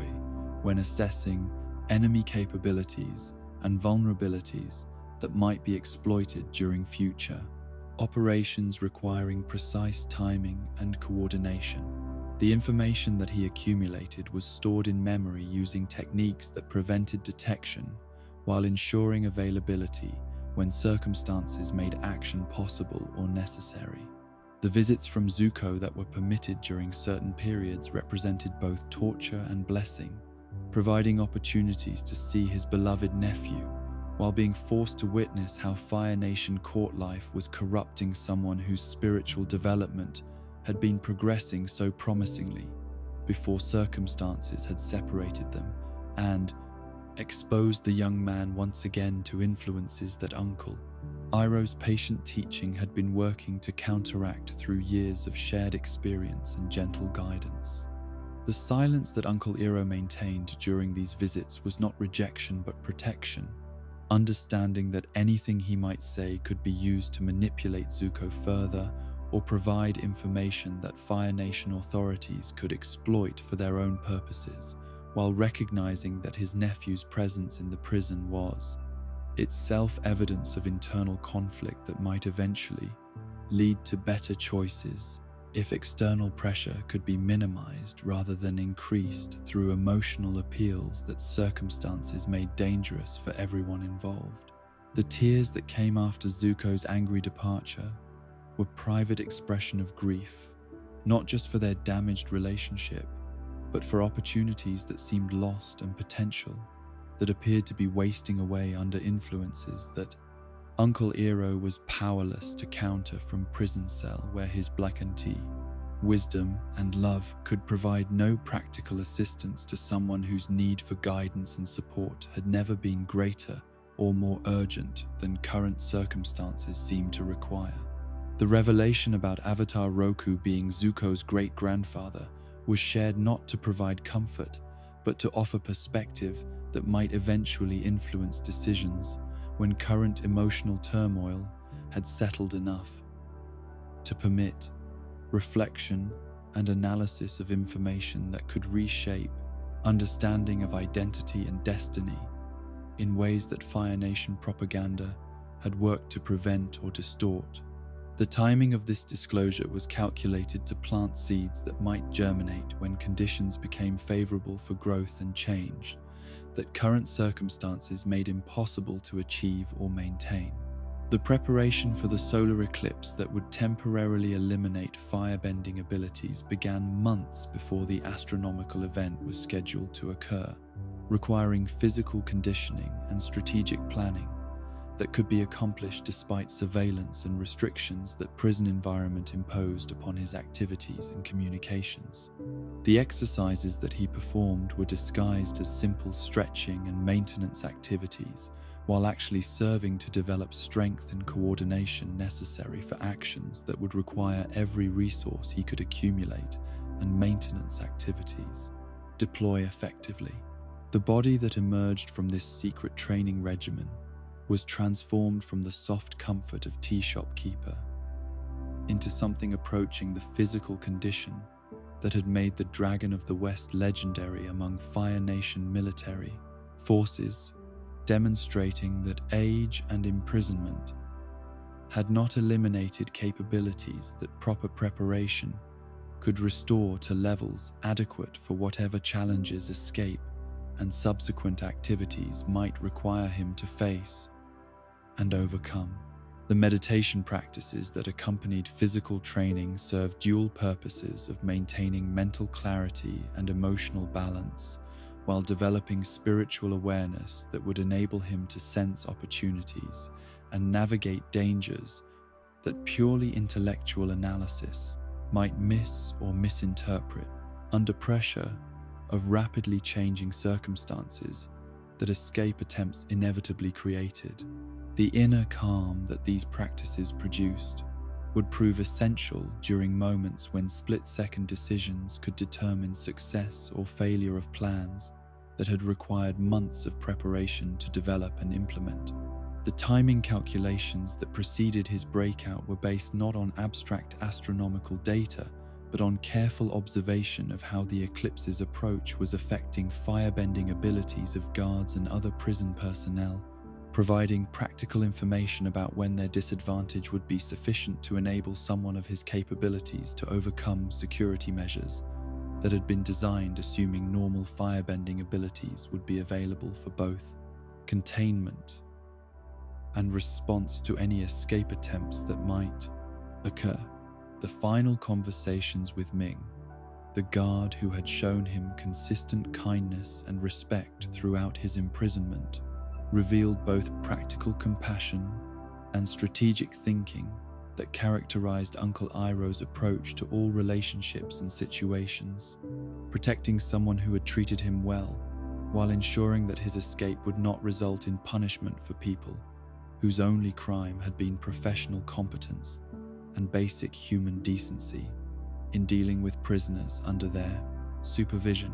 The breakout itself was accomplished with efficiency and precision that reminded everyone who witnessed it why the Dragon of the West had become legendary throughout the Fire Nation military.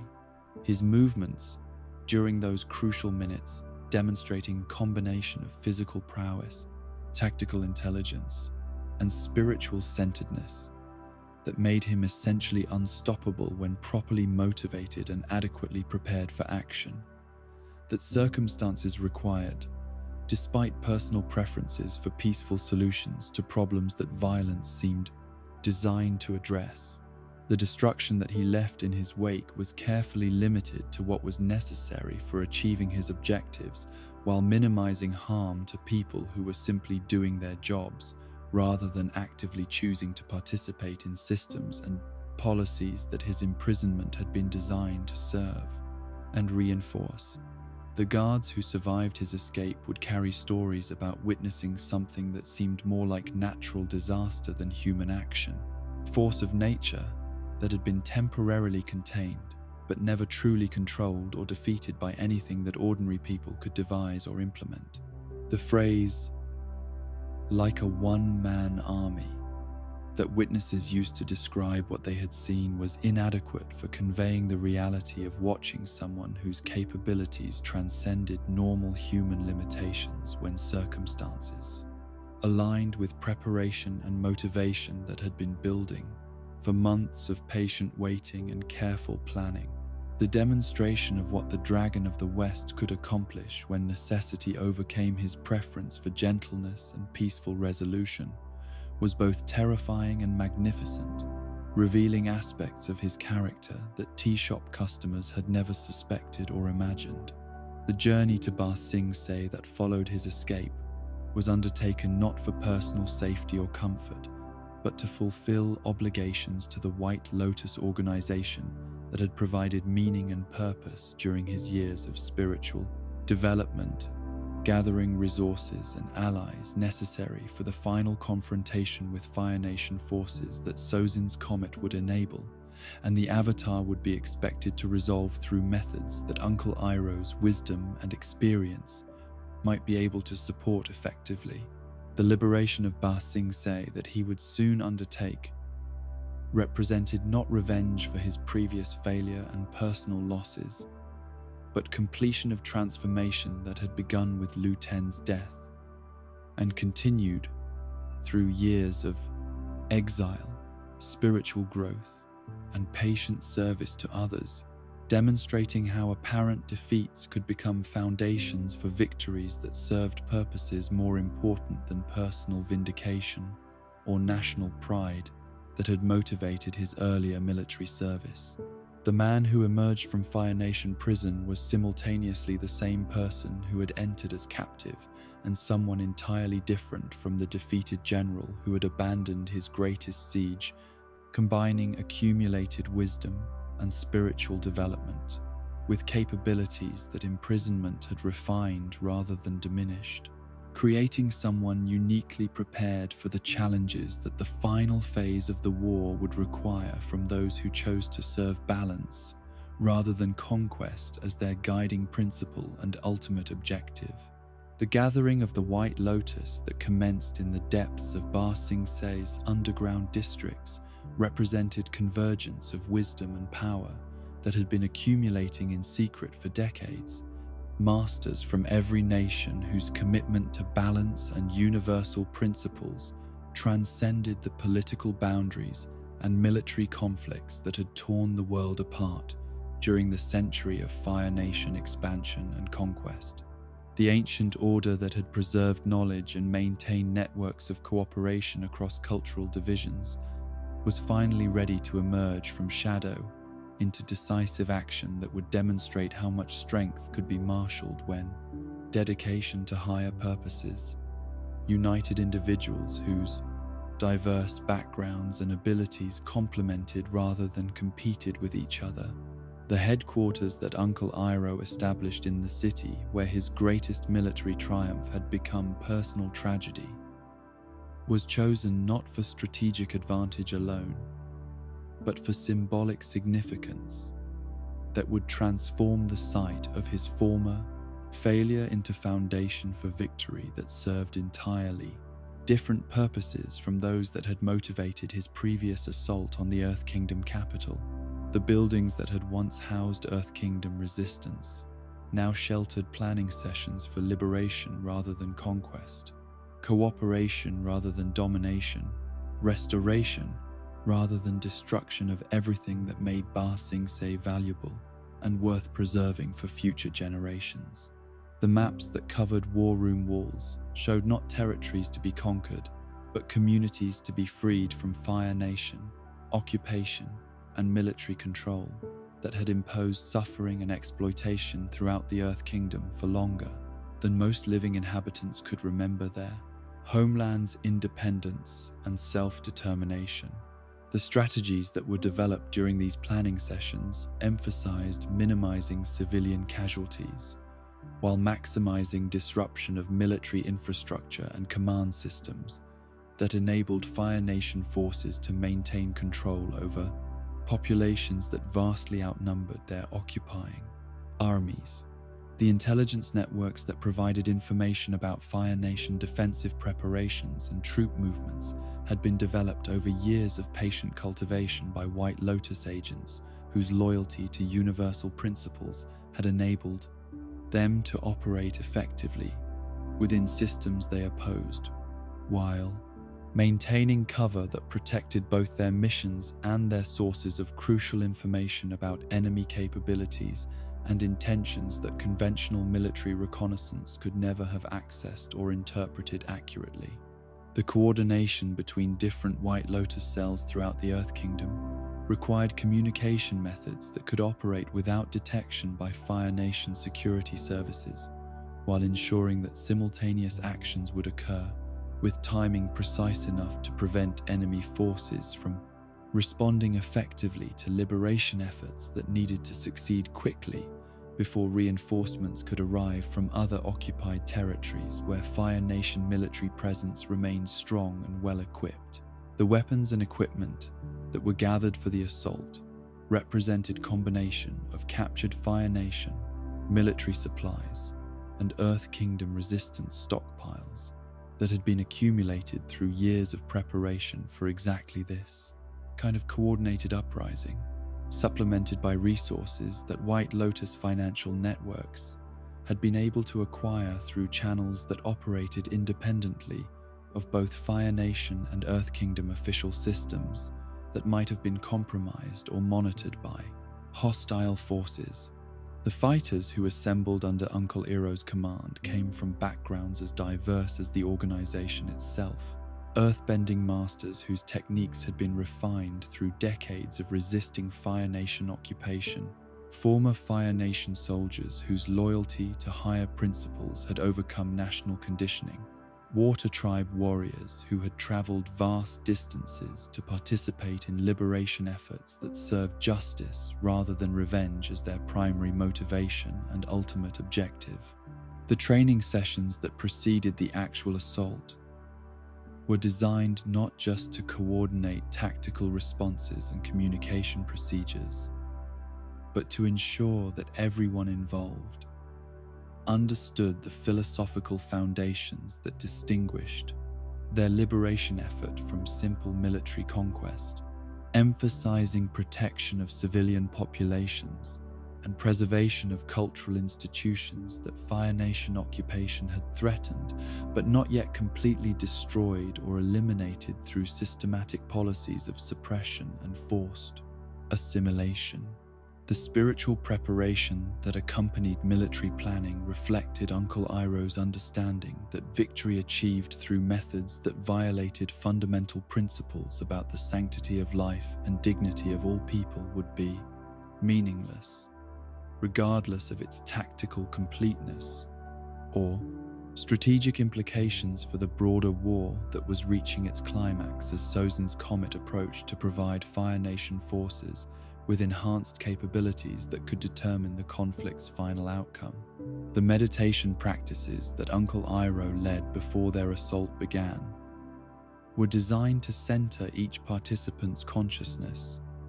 on purposes that transcended personal safety and immediate tactical concerns, creating unity of intention that would enable coordination and mutual support during the chaos and confusion that urban combat inevitably created, even when conducted with discipline and careful planning that sought to minimize unpredictable elements and dangerous complications. The moment when Sozin's comet became visible in the sky above Ba Sing Se marked the beginning not just of enhanced firebending capabilities, but of spiritual test that would determine whether Uncle Iroh's transformation from conqueror to liberator was complete and authentic, whether the wisdom gained through loss and suffering had truly changed his understanding of power's proper purposes and the responsibilities that came with abilities to reshape circumstances through force that could serve either destruction or healing, depending upon the consciousness that wielded such terrible and wonderful capabilities. The enhanced firebending that the comet made possible flowed through Uncle Iroh's consciousness like cosmic energy, channeled through someone whose spiritual development had prepared him to handle such power without being corrupted by its intensity or seduced by possibilities for destruction that would have tempted someone whose moral foundation remained incomplete or unstable under pressure, that revealed true character and fundamental commitments that could not be faked or maintained through willpower alone. The flames that emerged from his attacks during the liberation battle burned with colors and intensities that witnesses would remember for the remainder of their lives. Fire that was both terrible and beautiful, destructive of Fire Nation military equipment and fortifications, while somehow managing to preserve rather than damage the Earth Kingdom architecture and cultural artifacts that made Ba Sing Se valuable as community and civilization rather than merely strategic position to be captured and controlled through superior military force and political administration. The Dragon of the West, who had returned to the city of his greatest failure, was simultaneously the same person who had led the legendary siege and someone entirely transformed by experiences that had revealed the ultimate futility of conquest that served ego rather than genuine service to principles larger than individual ambition or national superiority, that justified violence through appeals to destiny and cultural mission, that disguised selfishness and spiritual blindness as noble purpose and inevitable progress. The tactical innovations that Uncle Iroh employed during the Liberation Assault reflected synthesis of conventional Fire Nation military doctrine with insights gained through spiritual development and White Lotus training that emphasized adaptation and improvisation over rigid adherence to established procedures that might prove inadequate when circumstances demanded creative responses to unexpected challenges and opportunities that careful planning could anticipate but never predict with absolute certainty.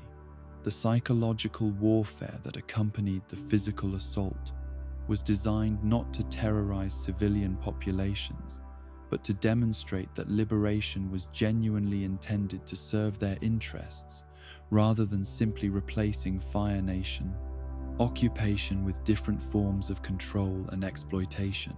that might use different methods while pursuing essentially similar objectives of extracting resources and labor from people whose welfare remained subordinate to occupying power's political and economic requirements. The coordination between earthbending and firebending techniques that occurred during key phases of the assault created tactical possibilities that neither element could have achieved independently, demonstrating practical applications of cooperation principles that Uncle Iroh had learned through White Lotus training, while revealing how artificial the divisions between nations and elements had become when people committed to common purposes worked together rather than against each other. The precision with which Fire Nation military installations were targeted and destroyed while Earth Kingdom infrastructure and civilian areas remained protected required not just tactical skill but spiritual awareness that enabled Uncle Iroh and his forces to distinguish between legitimate military objectives and cultural resources that deserved preservation regardless of their current occupation by enemy forces whose presence did not eliminate their value to communities that would continue to need them after liberation was achieved. The speed with which Ba Sing Se fell to White Lotus assault surprised even those who had planned the operation. Fire Nation defensive preparations proving inadequate for challenges that approached from directions and employed methods that conventional military thinking had not anticipated or prepared to counter effectively, demonstrating how rigid adherence to established doctrine could become vulnerability when opponents possessed creativity and spiritual insight that transcended purely tactical analysis. The moment when Fire Nation flags were lowered from Ba Sing Se's walls and replaced with Earth Kingdom banners represented not just military victory, but spiritual vindication of everything Uncle Iroh had learned about the difference between conquest and liberation, proving that power could be used to serve justice rather than merely advancing interests of those who possessed superior force and political authority that had been acquired through methods that ignored moral considerations in favor of practical effectiveness. The civilian populations who emerged from hiding as White Lotus forces secured the city revealed both relief and uncertainty about their new circumstances, their experiences under Fire Nation occupation, having taught them to be suspicious of any armed forces, regardless of their claimed intentions or apparent benevolence, requiring patience and consistent demonstration of genuine concern for their welfare rather than exploitation of their vulnerability and resources. The infrastructure damage that had occurred during the liberation battle was systematically addressed through Earth Kingdom engineering expertise that White Lotus forces had carefully preserved and protected, ensuring that essential services and transportation networks could be restored quickly enough to prevent humanitarian crisis while demonstrating commitment to rebuilding rather than simply destroying what Fire Nation occupation had created or modified for their administrative and military convenience. The prisoners who were taken during the assault received treatment that reflected Uncle Iroh's understanding that former enemies might become allies if approached with justice rather than vengeance, their imprisonment designed to prevent continued resistance while providing opportunities for reflection and possible conversion to support for principles that their previous service had opposed through ignorance rather than malevolent intention that made redemption impossible or inappropriate. The reports that were sent to other White Lotus cells throughout the Earth Kingdom and beyond provided both tactical information about successful liberation techniques and inspirational evidence that Fire Nation military superiority was not invincible when opposed by forces whose commitment to higher principles provided motivation and coordination that purely nationalistic armies could never match or sustain under pressure that revealed true character and fundamental values. The tea shop that Uncle Iroh reopened in liberated Ba Sing Se was established not as return to simple civilian life, but as symbol of how peace could be built through daily acts of service and kindness that created community bonds stronger than military occupation or political control could maintain, demonstrating that genuine victory required not just defeating enemies but creating conditions where former opponents could become neighbors and eventually friends through patient cultivation of mutual understanding and respect. The customers who gathered at the Jasmine Dragon during the days following liberation represented the diversity that made Ba Sing Se great. Earth Kingdom citizens and former Fire Nation residents whose lives had become intertwined during years of occupation, creating relationships that transcended political boundaries and demonstrated possibilities for cooperation and mutual benefit that war had made difficult, but not impossible to maintain, when approached with wisdom and commitment to serving everyone's essential needs rather than advancing narrow interests at others' expense. The success that Ba Sing Se's liberation achieved was measured not just in military terms, but through restoration of hope and dignity that Fire Nation occupation had systematically undermined, proving that spiritual victory was as important as tactical achievement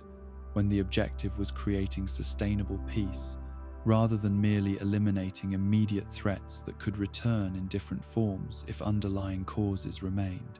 unaddressed and unhealed, through methods that served justice, rather than revenge as primary motivation. The commander who had reclaimed the city of his greatest failure had become someone entirely different from the general who had abandoned its siege decades earlier, transformed by loss and spiritual development into a servant of principles larger than personal ambition or national glory, demonstrating that apparent defeats could become foundations for victories that served purposes more important and enduring than any conquest motivated by ego or desire for historical recognition that would be forgotten when greater needs demanded attention and service from those capable of providing effective assistance and leadership. The tea that Uncle Iroh served in his restored Jasmine Dragon carried with it more than flavor and warmth, but embodied everything he had learned about finding profound satisfaction in simple acts of service that honored both the ancient traditions of his craft and the individual preferences of customers whose stories and circumstances created endless opportunities for connection and gentle guidance that required no formal teaching or philosophical discourse to be effective and meaningful. The shop that had been rebuilt from rubble and memories became sanctuary where people from all walks of life could find respite from the challenges of rebuilding a world torn apart by war, while discovering that healing could occur through shared appreciation of beauty and quality that transcended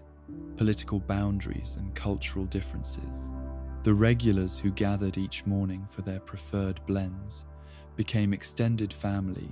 whose daily conversations and concerns provided Uncle Iroh with purpose that exceeded anything his former positions of authority and command had ever offered. Their trust and affection, creating relationships based on genuine care rather than obligation or fear that had characterized so many interactions during his years of military service and royal responsibility. The elderly Earth Kingdom gentleman who preferred white tea and philosophical discussion, the young mother who found comfort in chamomile during her children's nap time, the former Fire Nation soldier who had chosen to remain in Ba Sing Se and start a new life. Each represented victory more meaningful than any military conquest could ever achieve.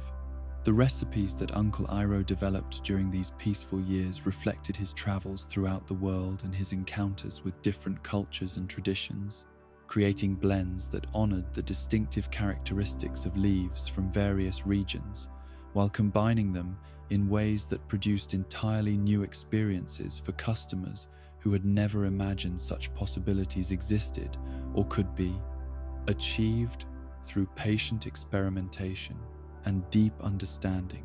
of how different elements could complement rather than compete with each other when approached with proper knowledge and genuine appreciation for their unique qualities. The meditation garden that was established behind the tea shop provided space for quiet reflection and spiritual practice that customers and neighbors could use without formal instruction or religious obligation, demonstrating Uncle Iroh's understanding that healing and growth required environments where people could process their experiences and find their own paths toward balance and understanding without external pressure or predetermined expectations about what such development should look like or accomplish within specific timeframes. The music that filled the tea shop during evening hours came not from professional entertainers, but from customers and friends who brought instruments and songs that reflected their own cultures and experiences, creating atmosphere of celebration and community that transformed ordinary business establishment into gathering place where people could share their traditions while learning about others in ways that built understanding and appreciation, rather than suspicion or competition for dominance and cultural superiority.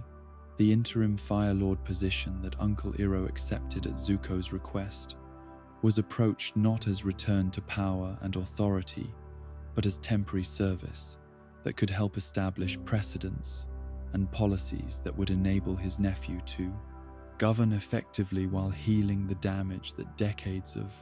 aggressive expansion and cultural oppression had created throughout the Fire Nation and its former territories. The National Tea Appreciation Day that was proclaimed during his brief tenure reflected both his personal passion and his understanding that rebuilding required celebrating life's pleasures and simple joys that war had forced people to abandon or forget in favor of survival and resistance. The ceremonial aspects of Fire Lord duties were performed with dignity and appropriate solemnity, while being infused with warmth and accessibility that contrasted sharply with the intimidating formality that had characterized previous administrations,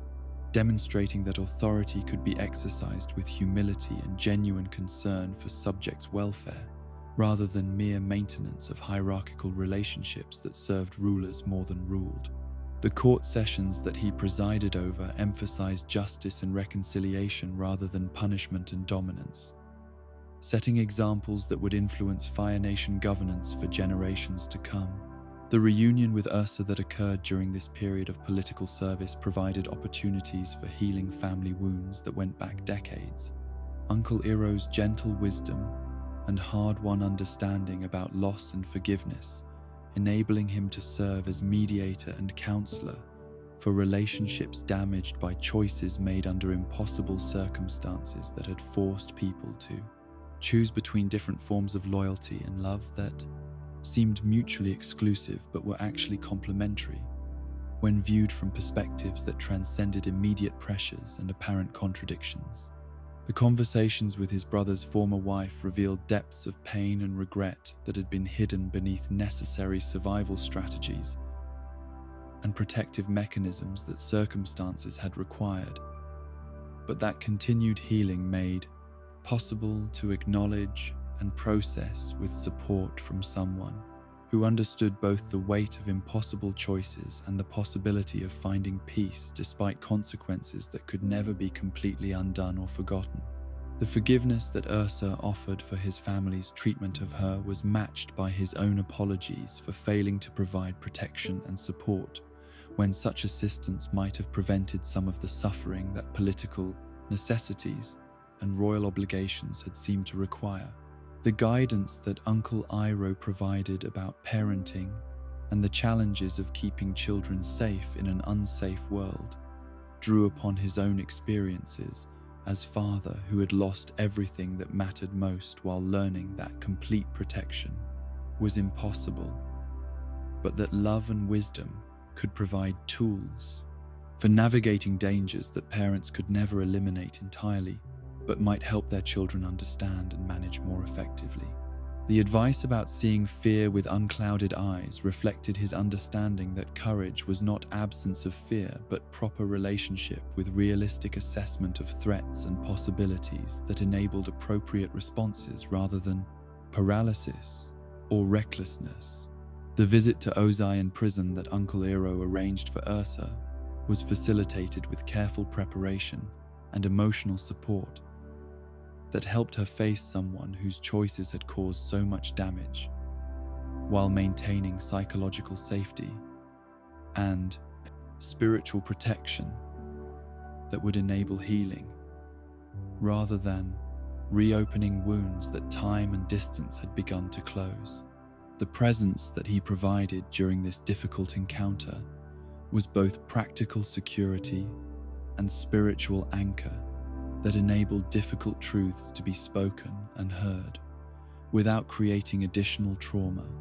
or compromising the progress that recovery had already achieved. The relationships that Uncle Iroh developed with Team Avatar during their adult years reflected genuine affection and mutual respect that had been built through shared experiences and common commitment to rebuilding the world in ways that served justice and peace rather than mere political stability that ignored underlying problems requiring long-term solutions and sustained attention. The friendships with Aang and Katara, Sokka and Toph grew from professional cooperation into personal bonds that enriched everyone involved, while creating networks of support and consultation that made governance and spiritual service more effective and sustainable. The godfather role that Uncle Iroh assumed for the children of Team Avatar members provided opportunities to share wisdom and experience with new generation, while learning from young perspectives and energy that kept his own thinking fresh and relevant to contemporary challenges that older approaches might not address adequately or appropriately. The stories that he told and the games that he played, the gentle guidance that he offered, and the unconditional love that he provided created memories and relationships that would influence these children throughout their lives, while giving him purpose and joy that made his later years meaningful and productive. The correspondence that he maintained with friends and family members throughout the world created networks of communication and mutual support that transcended geographical distances and political boundaries, enabling coordination of efforts to address problems and opportunities that required cooperation across traditional divisions, while providing emotional sustenance and intellectual stimulation that prevented isolation and stagnation that might otherwise have resulted from advancing age and reduced mobility. The tea competitions and cultural festivals that Uncle Iroh organized or supported provided opportunities for communities to celebrate their diversity while discovering common ground that made cooperation and mutual appreciation possible. Despite historical conflicts and ongoing tensions that healing required time and patience to address completely, the events that brought together people from all nations demonstrated practical applications of harmony principles, while creating enjoyable experiences that made abstract ideals tangible and personally meaningful for participants and observers alike. The master classes that Uncle Iroh taught for aspiring tea merchants and hospitality professionals transmitted not just technical knowledge about brewing techniques and customer service, but philosophical understanding about how simple activities could be transformed into spiritual practice when approached with proper intention and sustained attention to quality and care that served others, while developing character and wisdom in those who performed such service with dedication and genuine concern for excellence. The health challenges that began to affect Uncle Iroh during his later years were approached with acceptance and humor that reflected his spiritual understanding about impermanence and natural cycles, while maintaining appreciation for whatever capabilities and opportunities remained available, rather than mourning what age and circumstances had necessarily taken away. The physical limitations that advancing years imposed were balanced by accumulated wisdom and emotional resilience that enabled him to continue serving others effectively, despite reduced energy and mobility that required adjustments in haste. Methods rather than abandonment of purposes that gave his life meaning. The legacy projects that Uncle Iroh initiated during this period were designed to preserve and transmit knowledge and values that he had accumulated through his extraordinary journey from prince to general, to exile to sage, creating institutions and traditions that could continue serving beneficial purposes long after his physical presence was no longer available to provide direct guidance and support. The scholarship programs for tea study, the cultural exchange initiatives, the conflict resolution training centers represented his understanding that true immortality came through positive influence that continued affecting future generations, rather than personal survival that served only individual interests. The wisdom about loss and acceptance that Uncle Iroh shared with others who faced grief and disappointment drew upon his own transformation, from devastating sorrow to peaceful understanding, offering hope and practical guidance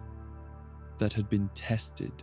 through personal experience and proven effective in creating meaning and purpose, despite circumstances that seemed to offer only emptiness and regret. The conversations about letting go while maintaining love, about finding peace within pain, about discovering growth through apparent defeat, provided comfort and direction for people struggling with challenges that seemed insurmountable without proper perspective and spiritual support. The final years that Uncle Iroh spent in active service to his community and extended family were characterized by contentment and gratitude that reflected complete integration of all his experiences into coherent worldview that found meaning in every encounter and opportunity to contribute something positive to the lives of others, no matter how small or apparently insignificant such contributions might seem when measured against conventional standards of achievement and recognition. The elderly man who served tea with such obvious joy and satisfaction had become living demonstration of how wisdom and love could transform any circumstances into opportunities for service and spiritual growth that enriched everyone involved, while creating ripples of positive influence that extended far beyond immediate interactions and observable results. The recognition that his time in physical form was approaching its natural conclusion was met not with fear or regret, but with peaceful anticipation of transformation that would enable continued service in different forms while freeing him from physical limitations that aging bodies necessarily imposed upon even the most willing spirits and dedicated hearts. The preparations that he made for this transition reflected both practical wisdom and spiritual understanding, ensuring that his responsibilities would be properly transferred, while his essence could continue contributing to healing and harmony that the world would always need, regardless of political changes and social developments that future generations would face and hopefully navigate with greater wisdom than previous eras had managed to achieve. The death that came to Uncle Iroh was as gentle as everything else he had chosen to make beautiful during his extraordinary journey through loss and discovery, arriving not as violent interruption of unfinished business, but as natural completion of life lived with such fullness and purpose that the transition from physical existence to spiritual continuation felt like exhaling after holding breath for decades of service that had demanded everything he possessed, while returning rewards beyond anything he had dared to hope for when grief first taught him that meaning could survive even the most devastating losses. The final moments of consciousness in earthly form were spent surrounded by love and gratitude that reflected back to him all the kindness and wisdom he had shared throughout years, when healing others had gradually healed the wounds that Lu Ten's death had seemed to make permanent and insurmountable. The choice that presented itself as physical life ended was not between existence and non-existence, but between reincarnation and continued service in spiritual form. The accumulated karma and spiritual development of his lifetime, having earned him options that few souls ever achieved through their earthly efforts and sacrifices. The decision to remain in spirit world rather than accepting rebirth into new physical form was made not from attachment to past accomplishments or fear of future challenges, but from recognition that his unique combination of experience and wisdom could serve purposes that transcended individual development to encompass service to all beings who might benefit from guidance offered by someone who understood both worldly suffering and transcendent peace. The spirit world that welcomed Uncle Iroh's consciousness was more beautiful and complex than any description in earthly texts could convey. Realms of existence where thought became reality and intention shaped environment according to principles that physical laws could only approximate through metaphor and symbol. The landscapes that stretched beyond normal spatial limitations contained forests of crystalline trees that sang with voices of every creature that had ever lived, rivers that flowed with liquid light carrying memories and dreams between dimensions that existed simultaneously in past, present, and future, according to needs of souls who traveled their currents seeking understanding and healing. The other spirits who inhabited these realms represented every possible form of consciousness and wisdom, ancient beings whose knowledge spanned eons of existence, alongside recently arrived souls who were still adjusting to freedom from physical limitations and earthly concerns that had defined their previous understanding of identity and purpose. The community that formed among these diverse consciousnesses was based on mutual recognition of shared essence and common commitment to growth and service, that eliminated competition and hierarchy in favor of cooperation and mutual support, that made everyone stronger and more capable of fulfilling their chosen purposes. The dwelling that Uncle Iroh established in Spirit World was simultaneously tea shop and sanctuary, meditation hall and gathering place where spirits could find refreshment and companionship while processing experiences and preparing for whatever service or development their spiritual journey required next. The tea that was served in this ethereal establishment possessed qualities that went far beyond physical nourishment to provide healing and insight that addressed needs of consciousness itself, blends that were created not from material leaves, but from distilled essences of love, wisdom, compassion, and understanding that had been accumulated through countless lifetimes of dedicated practice and service. The customers who frequented this spiritual tea house included souls from every era and culture, beings whose earthly experiences had prepared them for different aspects of spiritual development, while their diverse perspectives and accumulated wisdom contributed to conversations and relationships that enriched everyone involved. The former Fire Lords who came seeking forgiveness and understanding, the Earth Kingdom generals who needed healing from wounds of war, the Water Tribe shamans who sought deeper connection to cosmic forces, and the Air Nomad masters who shared techniques for maintaining spiritual balance, all found welcome and assistance tailored to their individual needs and circumstances. The guidance that Uncle Iroh provided to newly arrived spirits drew upon his own experience of transition from earthly existence to spiritual service, helping souls who were struggling with grief over physical death or confusion about their new circumstances to understand possibilities and responsibilities that spiritual existence offered while respecting their individual choices about how to approach development and service that such freedom made available but never mandatory or predetermined according to external expectations. The training programs that he developed for spirits who wished to help earthly beings were based on principles of compassionate intervention and respect for free will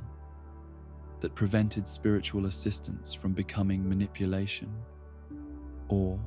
control that would interfere with natural learning processes and personal growth that physical existence was designed to facilitate.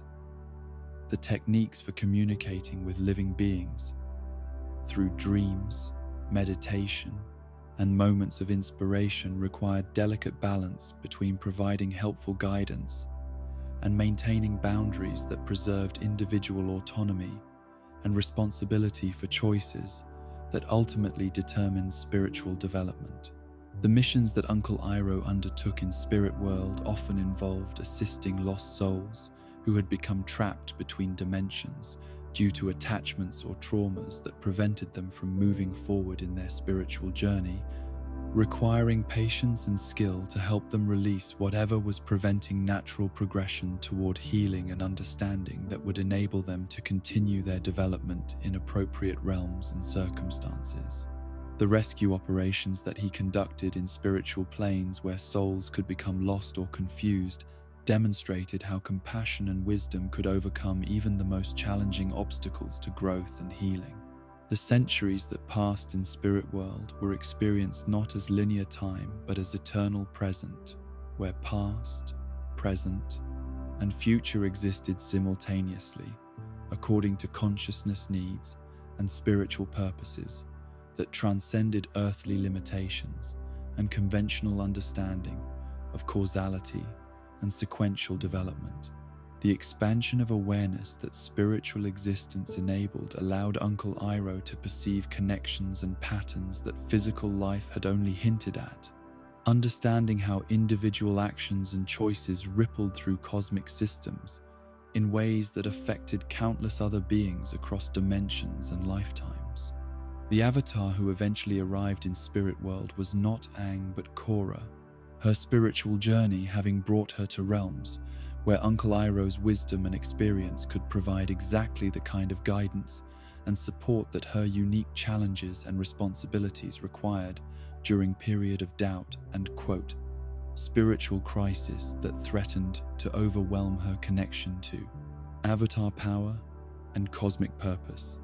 The tea that he served her was brewed from ingredients that existed only in Spirit World. Blends that could address spiritual fatigue and emotional confusion that earthly remedies could never touch or heal completely. The conversations that took place during Korra's visits to his spiritual tea house revealed both similarities and differences between her experiences and those of previous avatars. Her modern background and urban upbringing, having created perspectives and challenges that required new approaches to ancient problems, while her fundamental commitment to balance and justice remained consistent with eternal avatar purposes that transcended individual personality and cultural background. The guidance that Uncle Iroh offered respected her individuality while drawing upon universal principles that had served all avatars throughout history. The friendship that developed between Spirit and Avatar demonstrated how relationships could transcend physical existence to encompass mutual support and understanding that served purposes larger than individual need or personal satisfaction, creating bonds that enriched both participants while enabling service that neither could have accomplished independently. The sessions where they explored Spirit World together revealed landscapes and possibilities that even experienced spirits rarely encountered, territories that required both avatar power and transcendent wisdom to navigate safely and beneficially. The reunion with children of Team Avatar members who eventually found their way to Spirit World provided Uncle Iroh with opportunities to renew relationships that had begun during their earthly childhood, while offering assistance for spiritual challenges and adventures that their current circumstances required them to face and overcome. The recognition scenes that occurred when Bumi, Kya, and eventually Tenzin encountered their honorary uncle in spirit form were filled with joy and wonder that confirmed how deeply his influence had shaped their development and continued to provide comfort and guidance when they needed it most. The wisdom that Uncle Iroh shared with these young spirits during their time in non-physical realms drew upon both his earthly experiences as father, uncle, and mentor, and his spiritual development as transcendent being whose consciousness had expanded to encompass cosmic perspectives that enabled him to see their current challenges within larger contexts of growth and service that would eventually make their struggles meaningful and worthwhile. regardless of immediate difficulty or apparent setbacks. The assistance that he provided for their quest to find Jinora demonstrated how spiritual beings could help earthly ones without interfering with natural processes and individual choices that physical existence was designed to facilitate and support, offering guidance and protection that enabled success while respecting autonomy and personal responsibility that made achievement meaningful rather than merely convenient or automatic. According to external intervention that bypassed necessary learning and development, the later encounters with Korra that occurred when she was seeking connection to Aang revealed how spiritual beings could serve as bridges between different aspects of cosmic consciousness while maintaining their individual identity and unique perspective that enabled contributions that no other being could provide as effectively or appropriately. The conversations about friendship and connection that took place during these meetings demonstrated how love and loyalty could transcend physical death to continue serving beneficial purposes throughout eternity. The teapot that Uncle Iroh was seeking during one of these encounters represented his continued commitment to finding perfect balance and harmony in all activities, while maintaining attention to simple pleasures and daily practices that made spiritual existence meaningful and enjoyable, rather than merely dutiful or abstractly virtuous according to principles that lacked personal warmth and individual character. The discovery that spiritual quests often led to unexpected encounters and relationships rather than predetermined objectives reflected cosmic humor and benevolence that made even purposeful searching into forms of play and celebration. The advice about finding things you are not looking for while searching for specific objectives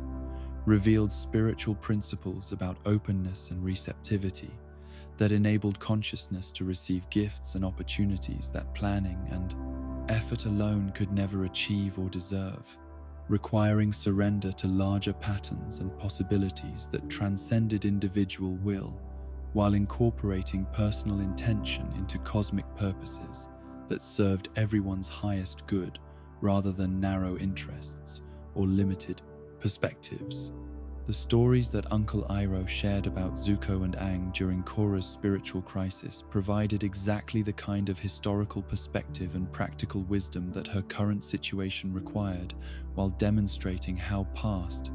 relationships and experiences continued to influence present circumstances through channels that transcended normal causality to encompass spiritual connections that death could not sever or time diminish. The encouragement that these stories provided helped Korra find courage and determination to continue her avatar service, despite challenges that seemed insurmountable when faced from purely individual perspective. The suggestion that she seek Zuko's assistance demonstrated how spiritual wisdom could guide earthly actions through subtle influence that respected free will, while providing inspiration and direction that enabled better choices and more effective solutions to problems that conventional approaches had proven inadequate to resolve satisfactorily. The connection between spiritual guidance and practical action that this advice represented showed how transcendent wisdom could serve earthly purposes without compromising spiritual principles or individual autonomy. The eternal service that Uncle Iroh continued to provide from Spirit World encompassed not just specific missions and individual encounters, but ongoing contribution to cosmic balance and harmony that required presence and attention, rather than dramatic action or visible achievement, demonstrating how the most important service was often the least obvious but most essential for maintaining conditions that enabled growth and healing throughout all dimensions and forms of existence. The love that had motivated Uncle Iroh throughout his earthly journey continued to expand and deepen in Spirit World, encompassing ever-widening circles of being while maintaining personal warmth and individual character that made such cosmic compassion accessible and meaningful, rather than abstract and overwhelming according to limitations that consciousness had transcended through patient development and dedicated service that had transformed personal loss into universal gift. The tea shop that would exist forever in spirit world represented not just continuation of earthly activities, but transformation of simple service into eternal offering that provided nourishment and comfort for all beings who needed such proms. Assistance, while demonstrating how love and wisdom could create lasting value that transcended physical existence to serve purposes that connected individual experience with cosmic purpose in ways that made every moment meaningful and every relationship sacred despite apparent limitations and inevitable changes that characterized all forms of existence. The peaceful presence that Uncle Iroh maintained throughout eternity offered reassurance and inspiration for anyone who encountered his consciousness, demonstrating through his very being that transformation was possible, that suffering could become wisdom, that loss could become gift, and that love was indeed the only force strong enough to heal all wounds and unite all beings in harmony, that would eventually encompass all existence in perfect balance and infinite compassion that made every soul precious and every experience valuable beyond measure or comprehension. And so we reach the end of Uncle Iroh's remarkable journey, though in truth his story never truly ends. From dragon of the west to gentle tea server, from grieving father to wise uncle, from prisoner to liberator, his path shows us that our greatest defeats can become our most profound victories when we allow them to transform us rather than destroy us. His love transcends death itself, his wisdom echoes across worlds, and his kindness ripples through generations. As you drift towards sleep, carry with you Iroh's greatest lesson, that true strength lies not in the fire we wield, but in the warmth we share. That happiness can be found in a perfect cup of tea, a moment of music, or simply in being present for those we love. Rest peacefully, knowing that somewhere in the spirit world, Uncle Iroh tends his eternal tea shop, always ready, with a warm cup and gentle wisdom